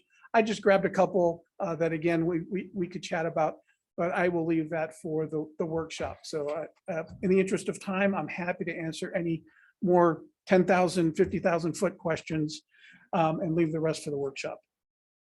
Can we make sure? I'm sorry, I didn't No. wait to be identified. Yeah, please go ahead. Used to being in charge, sorry. Can we make sure we have the definitions when we get to the workshop? Because a lot of these have numbers next to them, and then we don't have those numbers at the bottom of the stuff Yes. to see what they stand for. So Yeah, I believe if we give you the whole 50 pages or whatever it is, all of those definitions and acronyms and everything else are included in that. For the presentation, I was just going to flash a couple up. So yes, we definitely can do that. And then I think I have a question again. It can be for the workshop or do some research and have a conversation about it in the workshop, is, some of us public agencies have already done some interesting work that could accommodate some of these mitigation measures. I'll give you an example for El Paso County. It wasn't done necessarily with regard to greenhouse gas mitigation, but it actually assists with that. And that was when we were prior to COVID, we were very short of office space, and we were actually in a conversation about acquiring another building and expanding. But then COVID comes, and we decided what we needed to do is help people figure out how to work at home. We actually bought 800 laptops and had a lot of people work at home. And then we discovered that we could do desk sharing.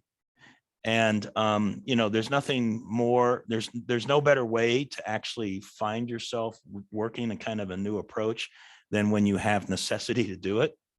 And that's what happened to us. So we now have desk sharing in our Department of Human Services and a few other locations. And what that means is a lot of them are now working from home, and they're doing desk sharing. So we've got either 2 or 3 people sharing a desk now. That has completely eliminated the need for physical capacity expansion. But it also means that we got a lot less people in the county going to and from work. And that just happens to fall into a greenhouse gas mitigation measure. So here's the question. Can something that we did in 2021 be counted as a GHG mitigation measure for the purposes of this policy, so that we can get credit for it? So the question is really, what's the time frame within which measures can be counted? Can a 2021 effort be counted, or does the clock start in 2022? I don't know the answer. I don't know if you know the answer, but I think we're going to want to know. Yes, and the short answer is, I'm not sure that I know the answer. But originally, when we were having these discussions, a very hard line was taken, and the state was saying, if you were already doing these things prior to the rule, they don't count. You don't get credit for it, because this is the thinking. And again, here I'm going to sound like I have a bias. Maybe I do. The thinking is, well, we were already having poor air quality days beforehand. And so what you were doing while we were having those poor air quality days weren't working. So therefore, that is the baseline. And you, all of us, need to do better than that. Since then, first off, our response to that a year and a half, 2 years ago was, well, actually, that may be true in Denver, but the rest of the state, that isn't necessarily true. We here in Pikes Peak have actually moved from non-attainment to maintenance. So the things we are doing is improving our air quality, and we should be getting some credit for that. That, of course, fell on deaf ears, and they said, nope, that's just sort of the hard line we're taking. But again, the actuality of how some of these things will be done in practice, it's very possible that if we did a mitigation plan, we could do that. That being said, state rules aside, federal rules and what we have to do, when Will does his model and he makes certain assumptions, he has to document those assumptions. So Commissioner, what you're saying is actually great, because within the model, not the mitigation stuff that the state wants to get into, but the sort of the federal stuff that we're required to do anyway, when we have a certain percentage of quote unquote work from home. And so given that information and given the other numbers, we can say, instead of taking, and I'm making up numbers, Will, so feel free to give me new numbers if you'd like. Instead of saying our work from home is 10% because we could document the activities of El Paso County, which again does not have a cutoff date or any other sort of requirements. We can say, well, we're bumping our 10% work from home rate to 15%, and here's why. And what you're saying is actually very valuable in terms of documentation. Yeah, I appreciate that. And, so that ought to be, I see here, Lisa is saying that this is a great conversation for the workshop. I would agree with that. That's why I brought it up, because I think we need to have that conversation. And if what the county did doesn't meet the exact start date that they come up with or the implementation date, it's probably within 6 months of it. It's not that far off. And I'm going to guess here, I don't really know what the number is, but I think it's 200 people a day no longer commuting to work as a result of that change. So it's not like a couple, 5 or 20 or something. It's a big number. So, I'm just hopeful that we're going to be able to take credit for that. And I think we should be asking the other municipalities and counties if they've had something similar that maybe fits that criteria, or maybe it's just outside the criteria.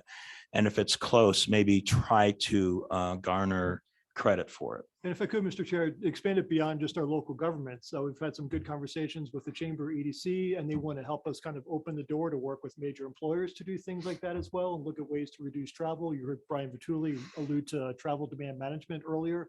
And those are all the strategies, things that need to be in our toolbox to really be able to lean into this and see if we can expand the scope of things that you guys are doing and expand our van pools, car pools, work from home, all of those strategies that'll help. Mhm. Yes, please.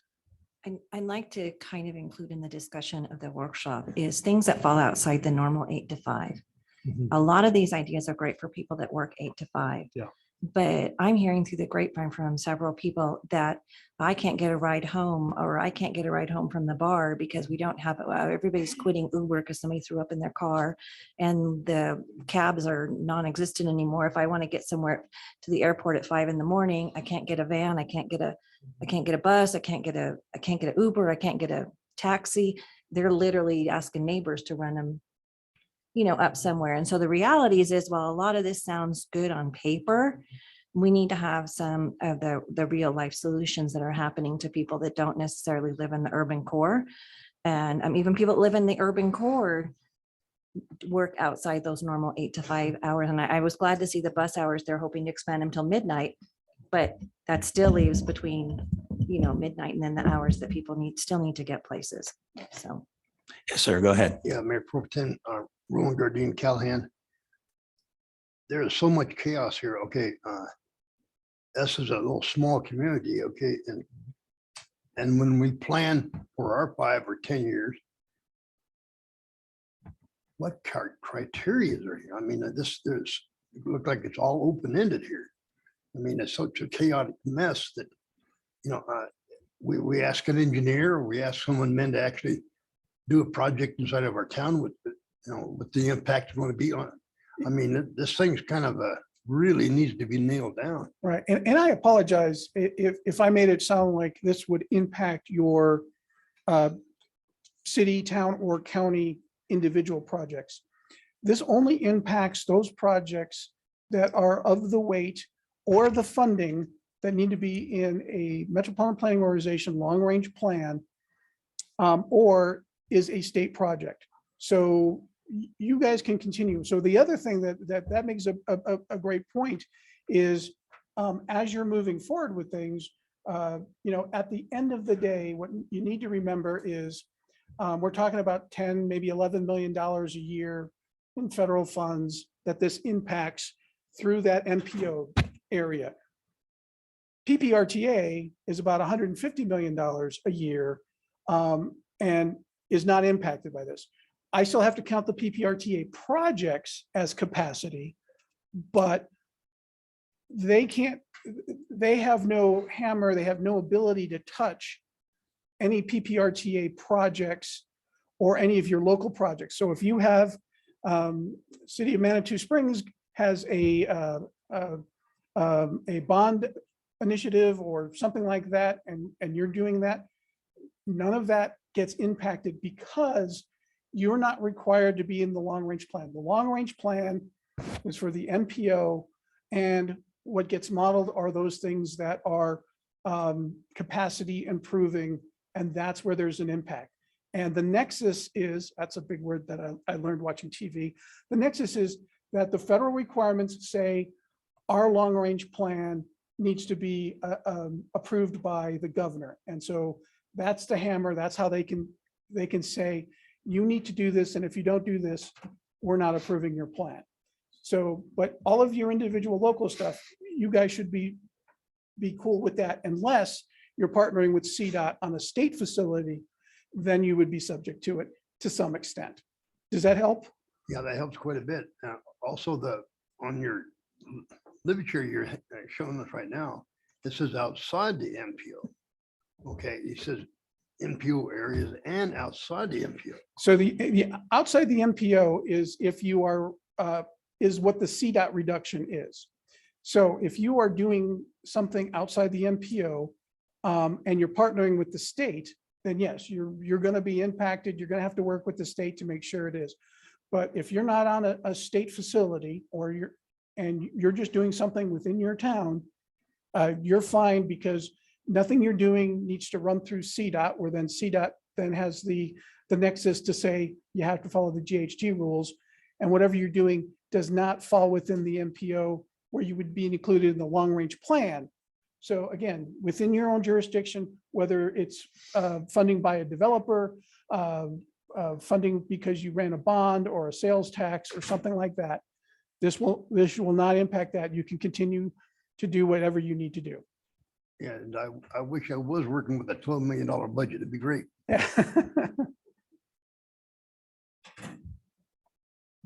All right, thank you very much. What I'd like to do at this point is maybe suggest that we have put sufficient time into this topic already and that we will proceed with the workshop. So I'll just ask one last time, if there's any burning questions at this point from any of the board members, let's go ahead and ask them now, but otherwise perhaps we can go ahead and move on. And I don't see anybody indicating a burning desire for one last question. So maybe if we could go ahead now to 7B, the Regional Futures Forum. Thank you, John. I appreciate the time. And Will, thank you, Will, also. Yeah. Yeah, they've been the dynamic duo on this stuff, which is really thorny. So really appreciate the conversation there. And that gives us good direction for when we set up the workshop here in the coming weeks or so. And just real briefly, in the interest of time, just wanted to give an update on something we've talked about briefly in the past, which is a concept that we're calling the Regional Futures Forum. I think we mentioned it as a possible regional assembly or a regional forum when the board held its retreat back in December, and I've mentioned it a couple of times since then. It actually does tie in with the previous topic a little bit as well. It ties in with multiple different topics. But I'll mention that in the strategic plan the board adopted, we allude to this where we call under our one of our objectives about being a convener for members on cross-community issues. We talk about establishing an annual regional assembly, which would be a forum to discuss issues of regional concern to set the stage for regional cooperation on issues that aren't contained within our jurisdictional boundaries. So we decided to kind of take this a little bit further, kind of building on, Mr. Chair, your comments earlier this year at your State of the Region address, when you kind of challenged the community to come to grips with, hey, in the year 2050, we're going to be 1 million in population as a region or as a county or whatever the geographic scope might be. And I think your challenge was, how can we determine how we're going to grow while preserving the things that we really love about our community and preserving our character and our quality of life.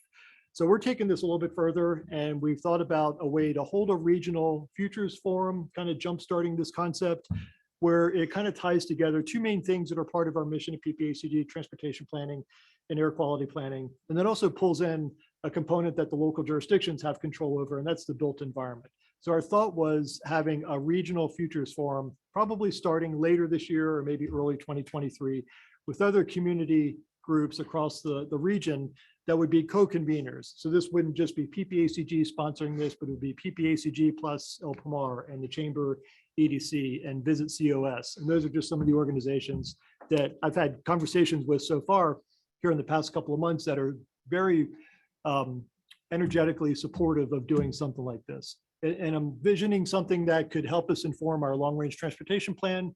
John just alluded to that, that we're starting that process later this year, and we have to finish up our 2050 plan by the end of 2024, early 2025.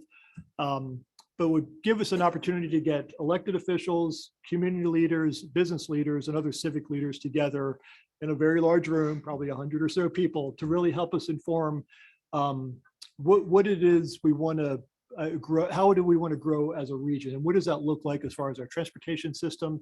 How does that interact with our air quality challenges, whether it's ozone that we're dealing with on the federal level or our GHG requirements that we also now have to deal with as well? But how does transportation and air quality, what's that going to look like in the future? And how does the built environment fit into those pieces as well? Because that's something we actually need to start discussing as part of the GHG planning process too in our long range plan. So like I said, I've been having really good conversations with a variety of different organizations that are excited about doing this. We've kind of put together a planning team to help dig into this a little bit more and flesh it out and see what the agenda would look like and the format and participation and all of that good stuff. But I think it would be a really good opportunity for us as an organization, PPACG, co-convening something like this with other organizations across the region. I think we identified a few more in the memo, but this is going to be a much longer list of organizations. All the local jurisdictions need to be at the table, obviously, but others as well, business-related groups, nonprofit organizations, and others. I really see it as a way for us to be more proactive and really trying to define what's the future that we want for our region. How do we really preserve our quality of life? How do we kind of set us apart from other parts of the Front Range to make this place, keep our place really, really special and thriving? I know that other regions that we compete with economically, whether it's Salt Lake City or Denver or Tucson, are similarly looking at ways to kind of flatten some silos and establish some stronger regional collaboration. So I think this is a way for us to do that as well. So I just wanted to brief on that. Happy to take any feedback you might have. And I'd be interested in feedback from the board, but basically we all know that we have our own priorities and our own public agencies. So this is really about being a convener of everybody getting together so that it can fit maybe a little bit better into a regional planning kind of process, which is one of the things we do at PPACG. And we do have some challenges, and one of the challenges that I offered at the presentation I gave in January is how do we accommodate growth? How do we allow for growth and still keep our communities with the qualities that we love? I mean, we love living here, and some cities, or I should maybe say more than some, many cities grow to a point where they don't have those qualities that really makes them a wonderful place to live. They lose it somewhere along the way.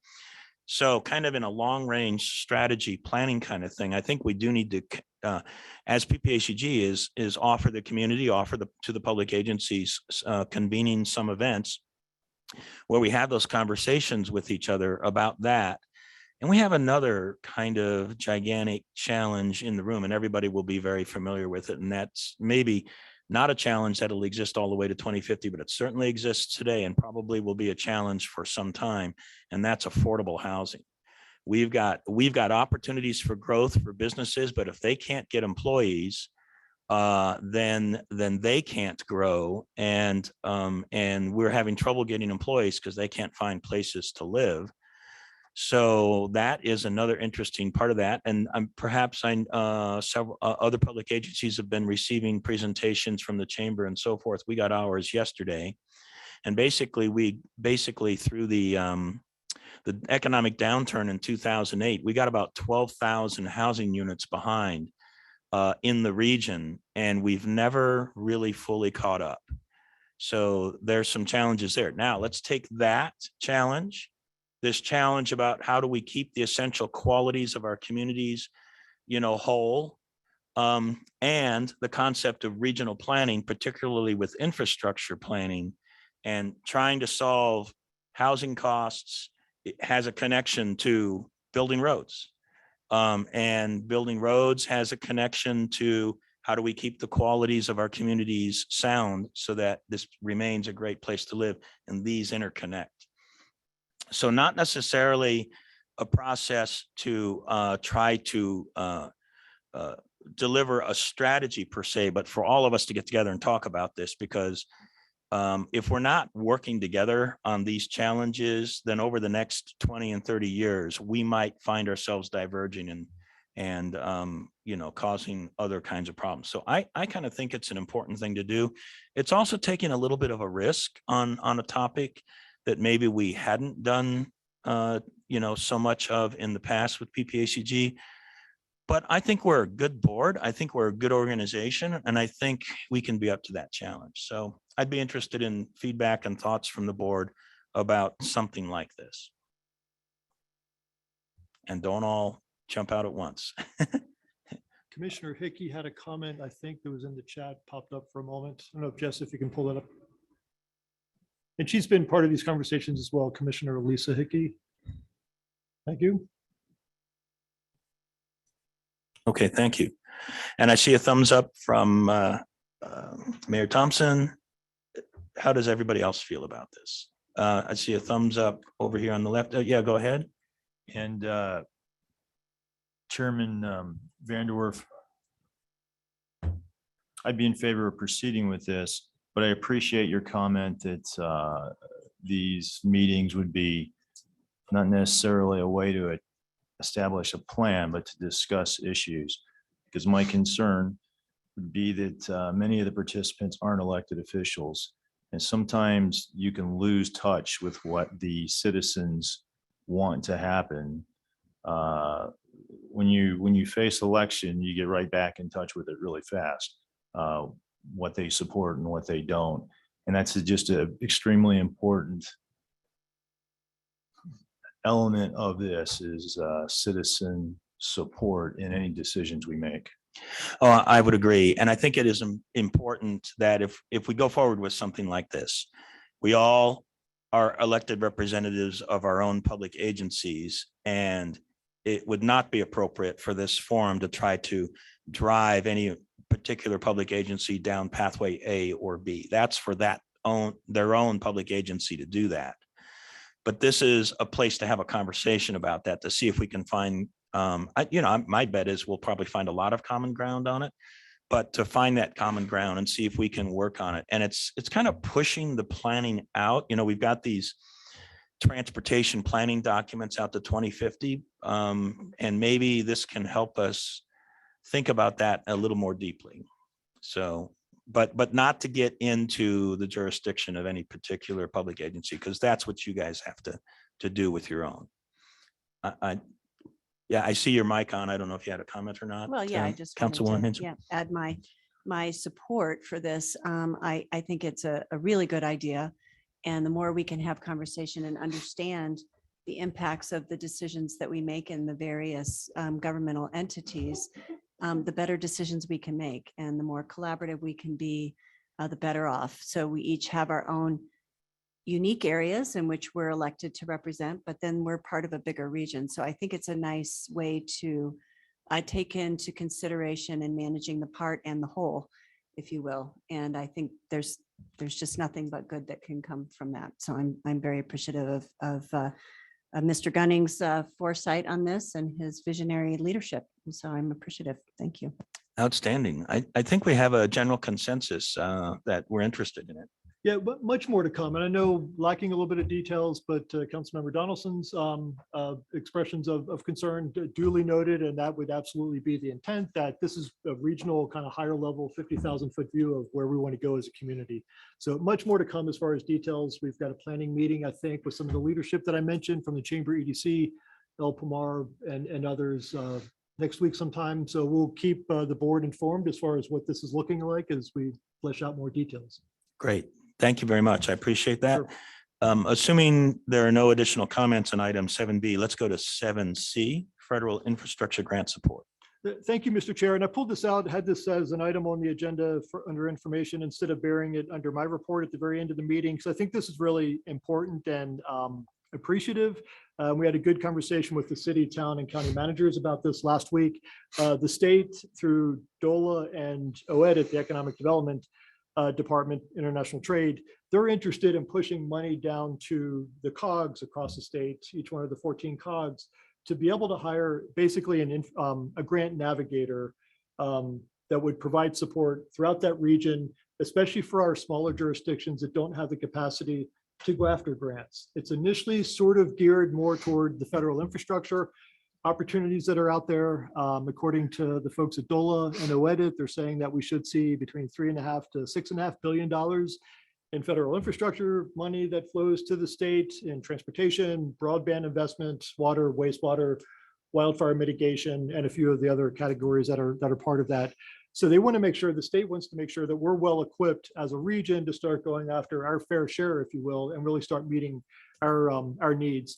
So excited to let you know that this is in the works. We're hoping to get this in place, fingers crossed, sometime this summer, July or August, to be able to get a position funded and ideally get somebody hired fairly quickly after that. Still working out the details as to whether or not this would be a hired position or a contractor. I'm kind of leaning in the direction of ideally we could hire a contractor, and thinking maybe like perhaps a recently retired county administrator or town finance person or something like that, that really has expertise around how we operate and what some of the opportunities are at the state and federal level. And it would cover several years. It's not just going to be a one-off, one-year proposal, but would be multiple years, since the federal infrastructure bill really spans about a 5-year period and beyond in some cases. So pretty excited about this. I think it's a really good opportunity.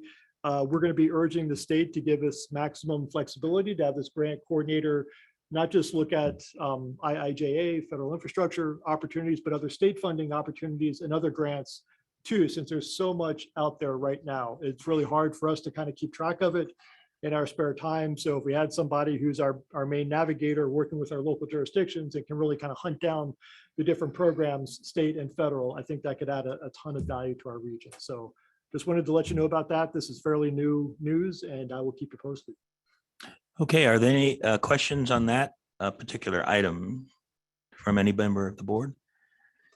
And I'll just make a comment, Andy. I know that without having an additional grant person, you have taken the initiative to find more grants, and you've been able to pull in more money, which I think is great.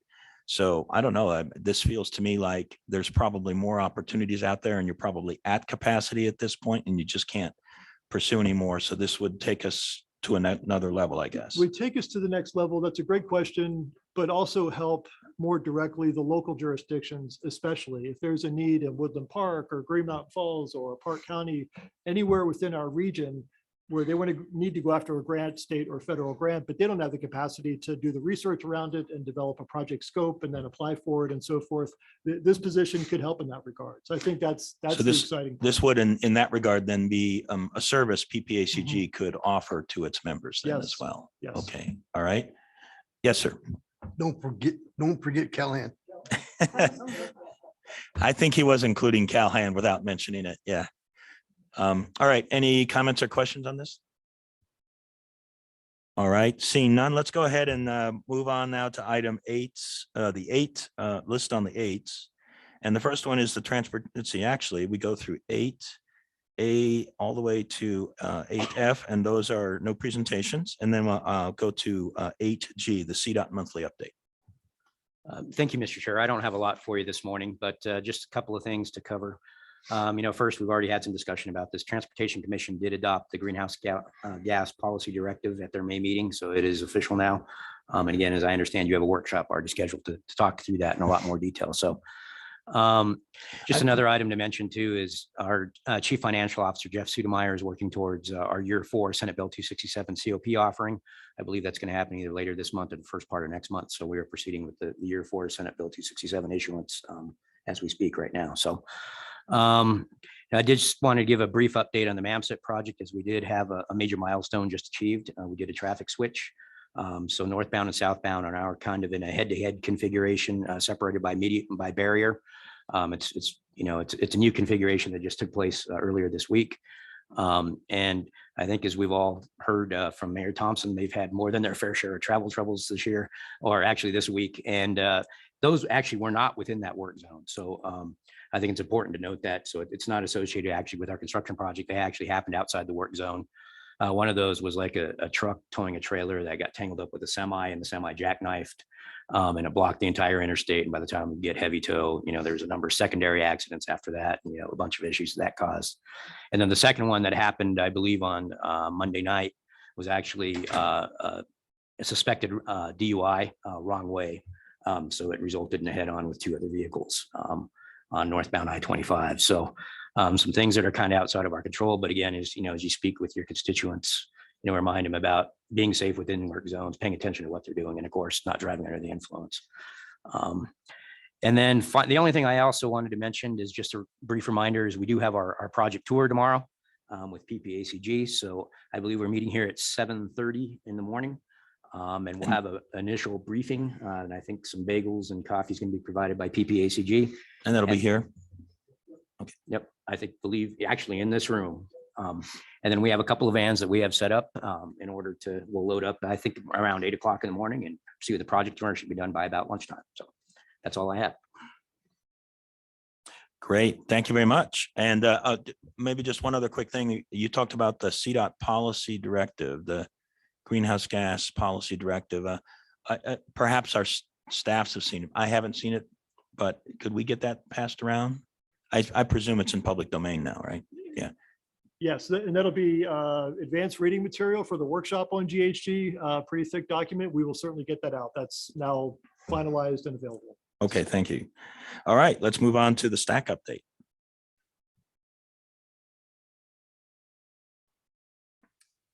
Is Commissioner Williams still there? Oh, there she is. Hi, Sorry. Commissioner. Yeah, I'm no worries. actively listening. So I think on most of the stack stuff, so we're not meeting this month. I think that we spent a lot of time talking about the greenhouse gas mitigation. They did go over and thank you to John and Andy. I think they're starting to send out a 2-page summary that they send us. But we did go over the various enterprise funds and how they were going to be distributing them. We are actually not meeting this Friday because we don't apparently have any business. So we're anxiously awaiting, I guess, to hear about how the next funding comes out for projects. That's where we'll be, and we'll then meet in July. And that would be it. Great, thank you. Any questions about the stack? All right, seeing none. Thank you for the update, Commissioner. Appreciate it. And Thank let's you're welcome. Let's move on to the Executive Director's report. Thank you, Mr. Chair. And just 2 items real briefly. One of them is, not sure that everybody knows about this, but want to thank CDOT for setting up a corridor meeting to discuss US 24 West, pretty much from Manitou Springs through Green Mountain Falls up to Woodland Park. And that's scheduled now for Tuesday, June 14th next week at 1:30. It's going to be in Woodland Park. And Mayor Graham he was instrumental in kind of getting us moving and getting CDOT to help us put together this forum to talk about the current conditions on US 24 West through UPass, current conditions, what some of the needs are, and identify what some of the plans are for improvements and things like that. So thank you, CDOT. Thank you, Mayor, for prompting, moving that along. So looking forward to that conversation next week. Anything you wanted to add? Yeah, just we appreciate your efforts. Really, that's coordinating this has been a little tricky. Yeah, so for sure. Thank you very much. Yeah, and thanks to CDOT also. Absolutely. We'll see you yes. on Tuesday. Yeah, good. The only other thing, and this came up at our workshop on Friday, I've mentioned a couple of times interest, and I think I'm conveying interest on behalf of the board as well about either having a board meeting in another county, in Teller or Park County, or some kind of hybrid situation like that. And I think where we sort of landed, Mr. Chair, to take you up on your challenge there, I think you suggested you'd like to convene a meeting, one of our board meetings in Teller County and one in Park County as well. So we're going to move on that. I don't know exactly when we're going to do which county. We still need to do a lot of coordination. I think we've done some preliminary outreach in Woodland Park, and we're trying to find a location in Teller County. Haven't quite nailed down a date with a location that's going to work because of port conflicts and technology challenges and some other things. But we're going to move on that. So the upcoming board meetings are July 13th, August 8th, and then September 14th. So the chairman and I and a few others will end up in Fairplay at some point for a meeting at Park County. So Commissioner Elsner will be in touch to figure out when best to do that in coordination with you guys. And one of the other meetings will be in Teller County somewhere. And if I could, what we would like to do is, knowing that not everybody will have the ability to get to these locations, is I'm committed to going. I just think as a chair, I need to have one meeting in these places, just out of being appropriate. But it will be a hybrid meeting. So, and that's why we have to work on the technology a little bit to make sure we've got something. So if you're unable to get there yourselves, you'll just simply be able to dial into the meeting from wherever you're at that point. But if you can make it physically, just to demonstrate, our support for our counties, other than right here, that'd be awesome. If you can't make it though, the Zoom will be available to you.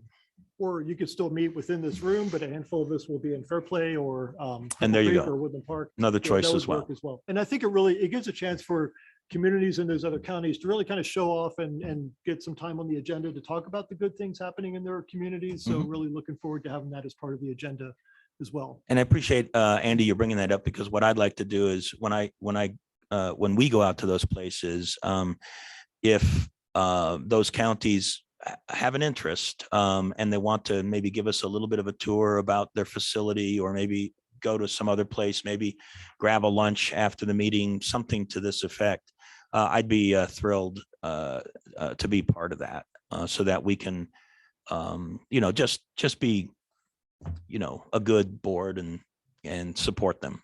So that's kind of the idea behind it. So if you can make it, great. If you can't, it's okay. We can't all be at the same place at the same time. It's just really hard to do. So no worries on that. All right. Anything else? All right, great. Let's go to member entity announcements. Does anybody, we'll go around the horn. Does anybody have any announcements they would like to make about their public agency? And I see Councilwoman Henjum, you have some comments. Yeah, I have a few. Actually, Mayor Thompson mentioned that we were both at the ribbon cutting for the air tanker base at the Colorado Springs Airport for wildfire fighting. I hope you all know about that. It's pretty amazing. It's a new base, I guess, for fighting wildfires, and the capacity to fill a tanker with 8,000 gallons of retardant, or whatever you call that stuff that we spray on fires, in like 10 minutes. It's pretty impressive. And we did get the chance to see the Thunderbirds take off from there. That was very cool. Also want to let folks know that the City of Colorado Springs Office on Innovation received a $350,000 grant to do a waste characterization program and study for the city of Colorado Springs that will have, I'm sure, significant impact on our waste stream, potentially even eventually leading to some legislation that might impact greenhouse gas based on the number of trucks and how we have trash hauling in Colorado Springs. Not to get too far ahead of ourselves, but there's some potential there. And then lastly, I want to let folks know about fentanyl response.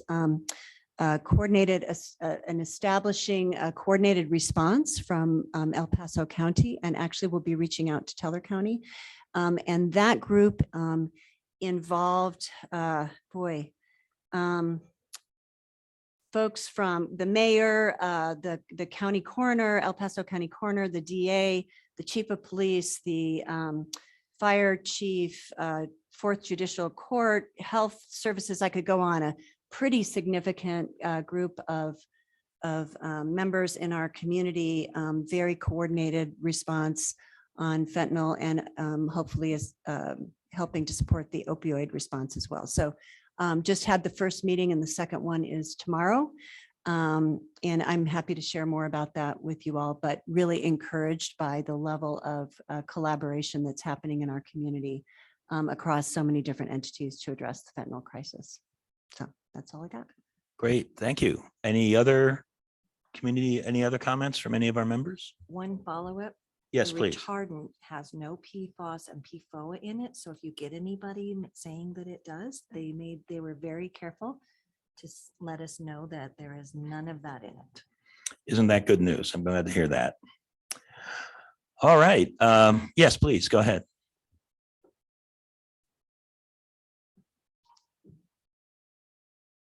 We have more microphones on order. Hopefully they'll be in soon. Yeah. Yeah, microphones are always a challenge. So Todd Dixon, Mayor of Green Mountain Falls. I just want to let you know, last night, the town voted to terminate our paid parking agreement. to terminate what? I didn't get A you. paid parking agreement. We Oh. voted to terminate that agreement. It just wasn't working well.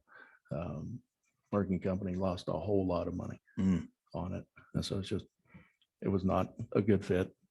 Also, all of our trails are open now, and we're starting to see the influx of people coming in for the summer. I can tell you, on Saturday and Sunday morning. On Memorial Day, we counted 181 people, hikers.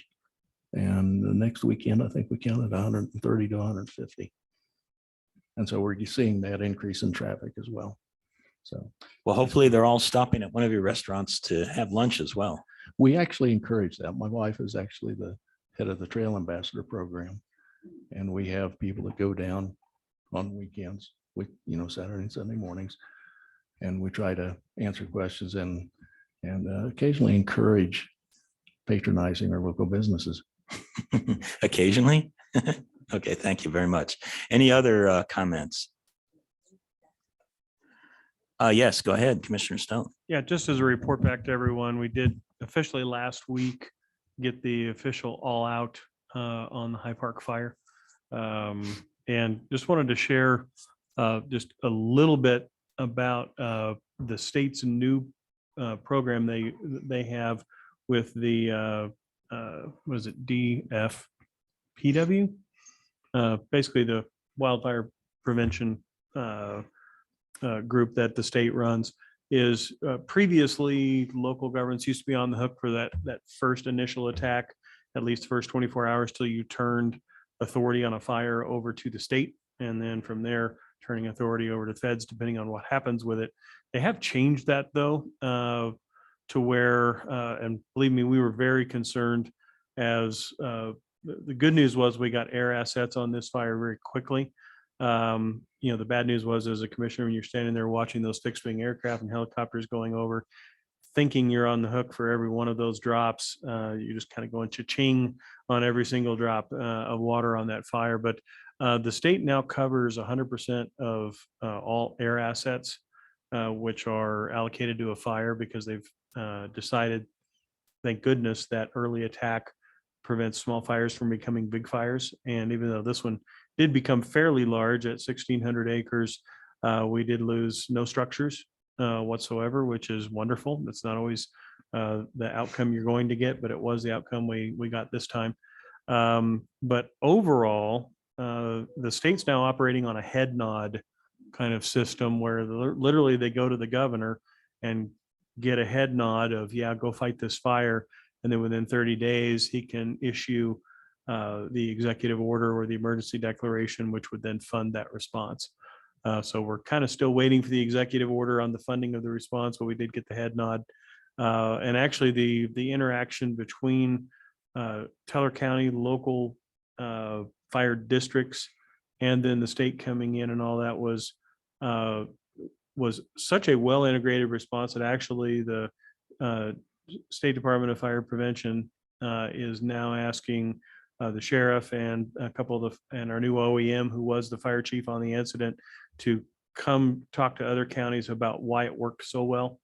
In a recent after action report, we were actually able to chart that out about what worked, why it worked, and things that other counties can model. But it was, like I said, highly successful fire because we lost no structures, and actually highly successful because we actually burned a lot of area that needed to be burned and was a healthy burn versus a catastrophic burn, in that we got a lot of surface burning but not a lot of crown burning. So if you're going to have a good burn, that's the way you want to do it. So that being said, Teller County still is under a stage 1 fire restriction. We recently moved from stage 2 back to stage 1. But we just want to remind everybody, as you're sending all your populations up to the mountains, as we need to continue to be fire aware. All of that tremendous rain from last year created a lot of fuel that is still there, even though it's greening up. There's all that fuel is still in there from last year, so there's still a lot of danger. That's all, Mr. Chair. Yeah, thank you. I appreciate that. And just a quick comment. I'm thrilled that we have this Forest Service firefighting station now at the Colorado Springs Airport, because it's my understanding, but you can correct me if I have this incorrectly understood, that the helicopters and aircraft that were helping to fight that fire, they were getting their whatever that red dye colored material from the Colorado Springs Airport. And the reason why I know that is because I was hiking on a trail south of Pikes Peak, and I was watching the airplanes while the fire was going on, watching the airplanes going east and west. south of Pikes Peak, and I know where they were going to, and I knew where they were coming from. So that immediately got put to use. So was that the place where that was being picked It up? was actually, they were filling in several places, but Colorado Springs was one. They're also filling up in Pueblo. And then some of the bigger fixed wing were also going up to Jefferson County. Okay, great. Filling up there as well. But it was, the good news was it was an early fire. So we had, during the course of the fire, as many as 7 aircraft on scene, 5 helicopters, 2 fixed wing. You know, the early attack on that was what kept it from growing. And quite frankly, that's what protected the city of Cripple Creek from it.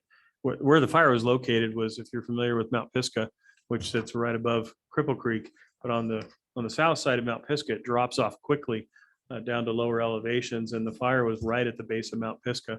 And had that retardant not worked, and had they not been able to get such intense aerial attacks on that fire, the region it had moved into was so rugged that had the weather not cooperated and had those assets not been available, it would have raced directly up Mount Pisgah, you know, up to Cripple Creek. And then there would have had to have been a kind of a last line of defense between Pisgah and the city of Cripple Creek to protect it. So it was, everything went right, and that's the good news. Great, thank you. Yes, sir. I really, thank you very much for the yellow book, guys. We came in and got some more, but in my community, it has really helped the elderly a lot. So I want to tell you guys, thank you very much for that. Great. I am so glad that we got a whole bunch of those books out there, because it's not always that easy to find resources in a smaller community like that. And that book is chock full of them. And how often are they redone every year, Andy? We typically do it every year. We did skip 2021, I think, because of the pandemic, but so we did a major update with this version, and we have thousands more left if you need more. So let us know. There you go. Thousands more left. Yes. And also, what's the approximate time when they get updated? Usually early in the calendar year for distribution, around May-ish. So, okay. So May next year, get the newest stack, the updated stack, because there are some numbers in there that change over time. So that's great. Any other updates? Yes, sir, Mr. Donaldson. Yeah, I'd like to invite everybody here and anybody online to the Colorado Springs Western Street Breakfast, which happens next Wednesday, the 15th, 5:30 a.m. to 9:30 a.m. Pikes Peak and Tejon is like the center of it. It's a great time, you know, pancake breakfast, really celebrate our Western heritage. The range riders ride out from that. There's performances. I think our illustrious mayor will speak a few words, and it's a really good time if you haven't been there, and if you have, you already know that. So I look forward to seeing you there. And I must say that in preparation for that, we had the token presentation on June 1st, at which our city council president, Tom Strand, and one of the county commissioners, Holly Williams, were mounted on horseback for that event. And Commissioner Williams, who I think is listening in, did point out she highly recommends a lot of prayer before mounting up on horses, and hers did behave much better than President Strand. So it seems to be effective. There, is that evidence that prayer helps? I don't know, but might be. Thank you very much for that. Any other comments or updates? All right, I'll just, I have just, oh, yes, I'm sorry. Councilwoman Avila. I was kind of taking my time, but this has more to do with PPRTA. There's a bridge on Airport Road. And we, after 2 years of a lot of construction and it being blocked off, we're having our ribbon cutting on tomorrow at 2 o'clock. And really excited because it was such a death trap. I myself, I traveled that a lot. It was like a foot wide, and Puma and I would have to go on the road, and I'd see wheelchairs on that road. So that was such an exciting project. Now it has wide sidewalks. And the thing that's important, it leads to the little shops and to the bus stops. So that ribbon cutting is tomorrow. I think Holly's going to be there. I don't know who's going to be there. It covers our district is Cami Bremer and myself are the reps on PPRTA, well, not PPRTA, but that's our district. So that's pretty exciting. That's it. Great, outstanding. Good to hear that.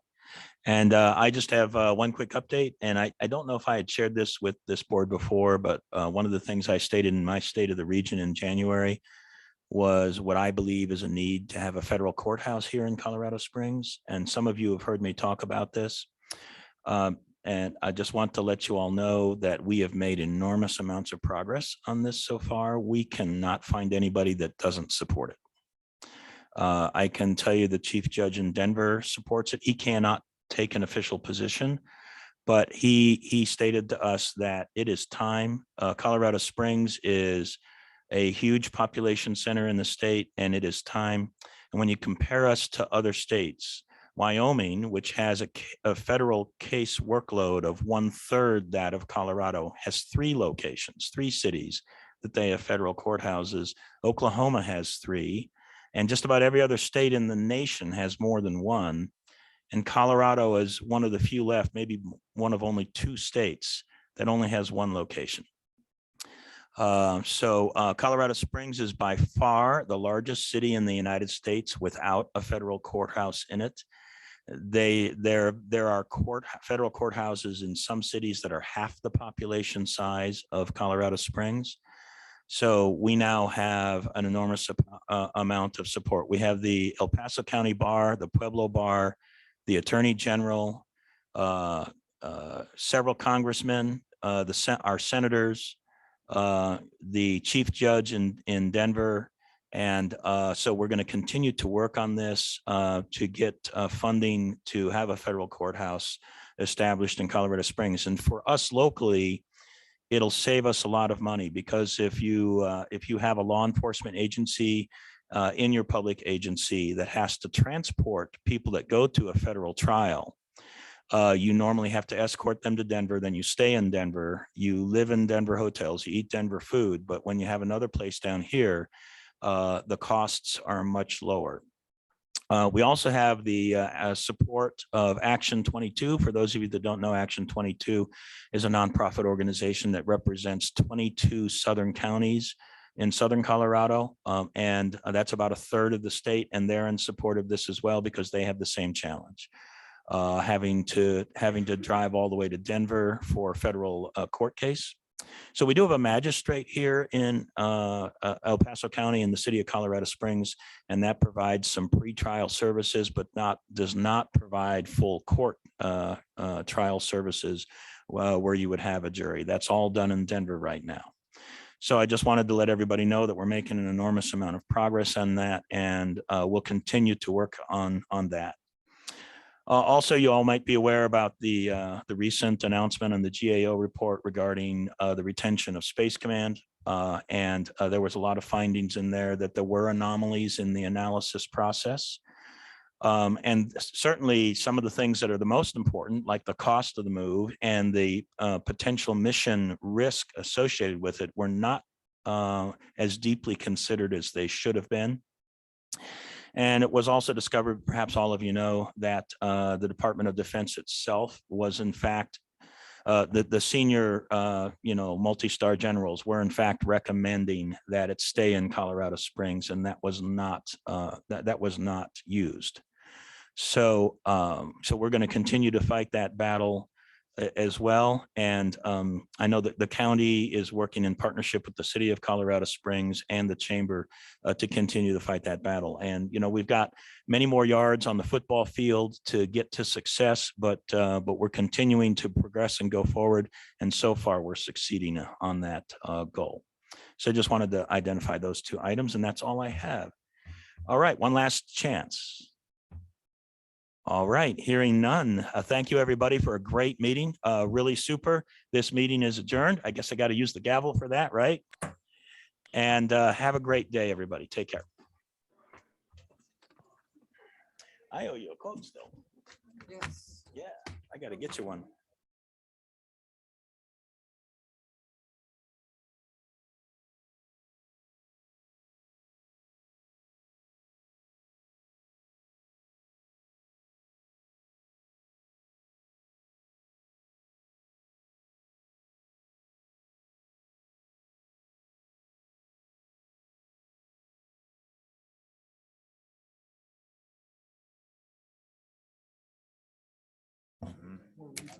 Do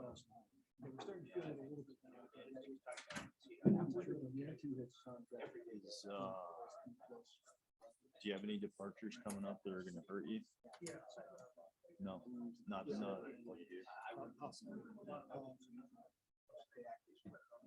It just seems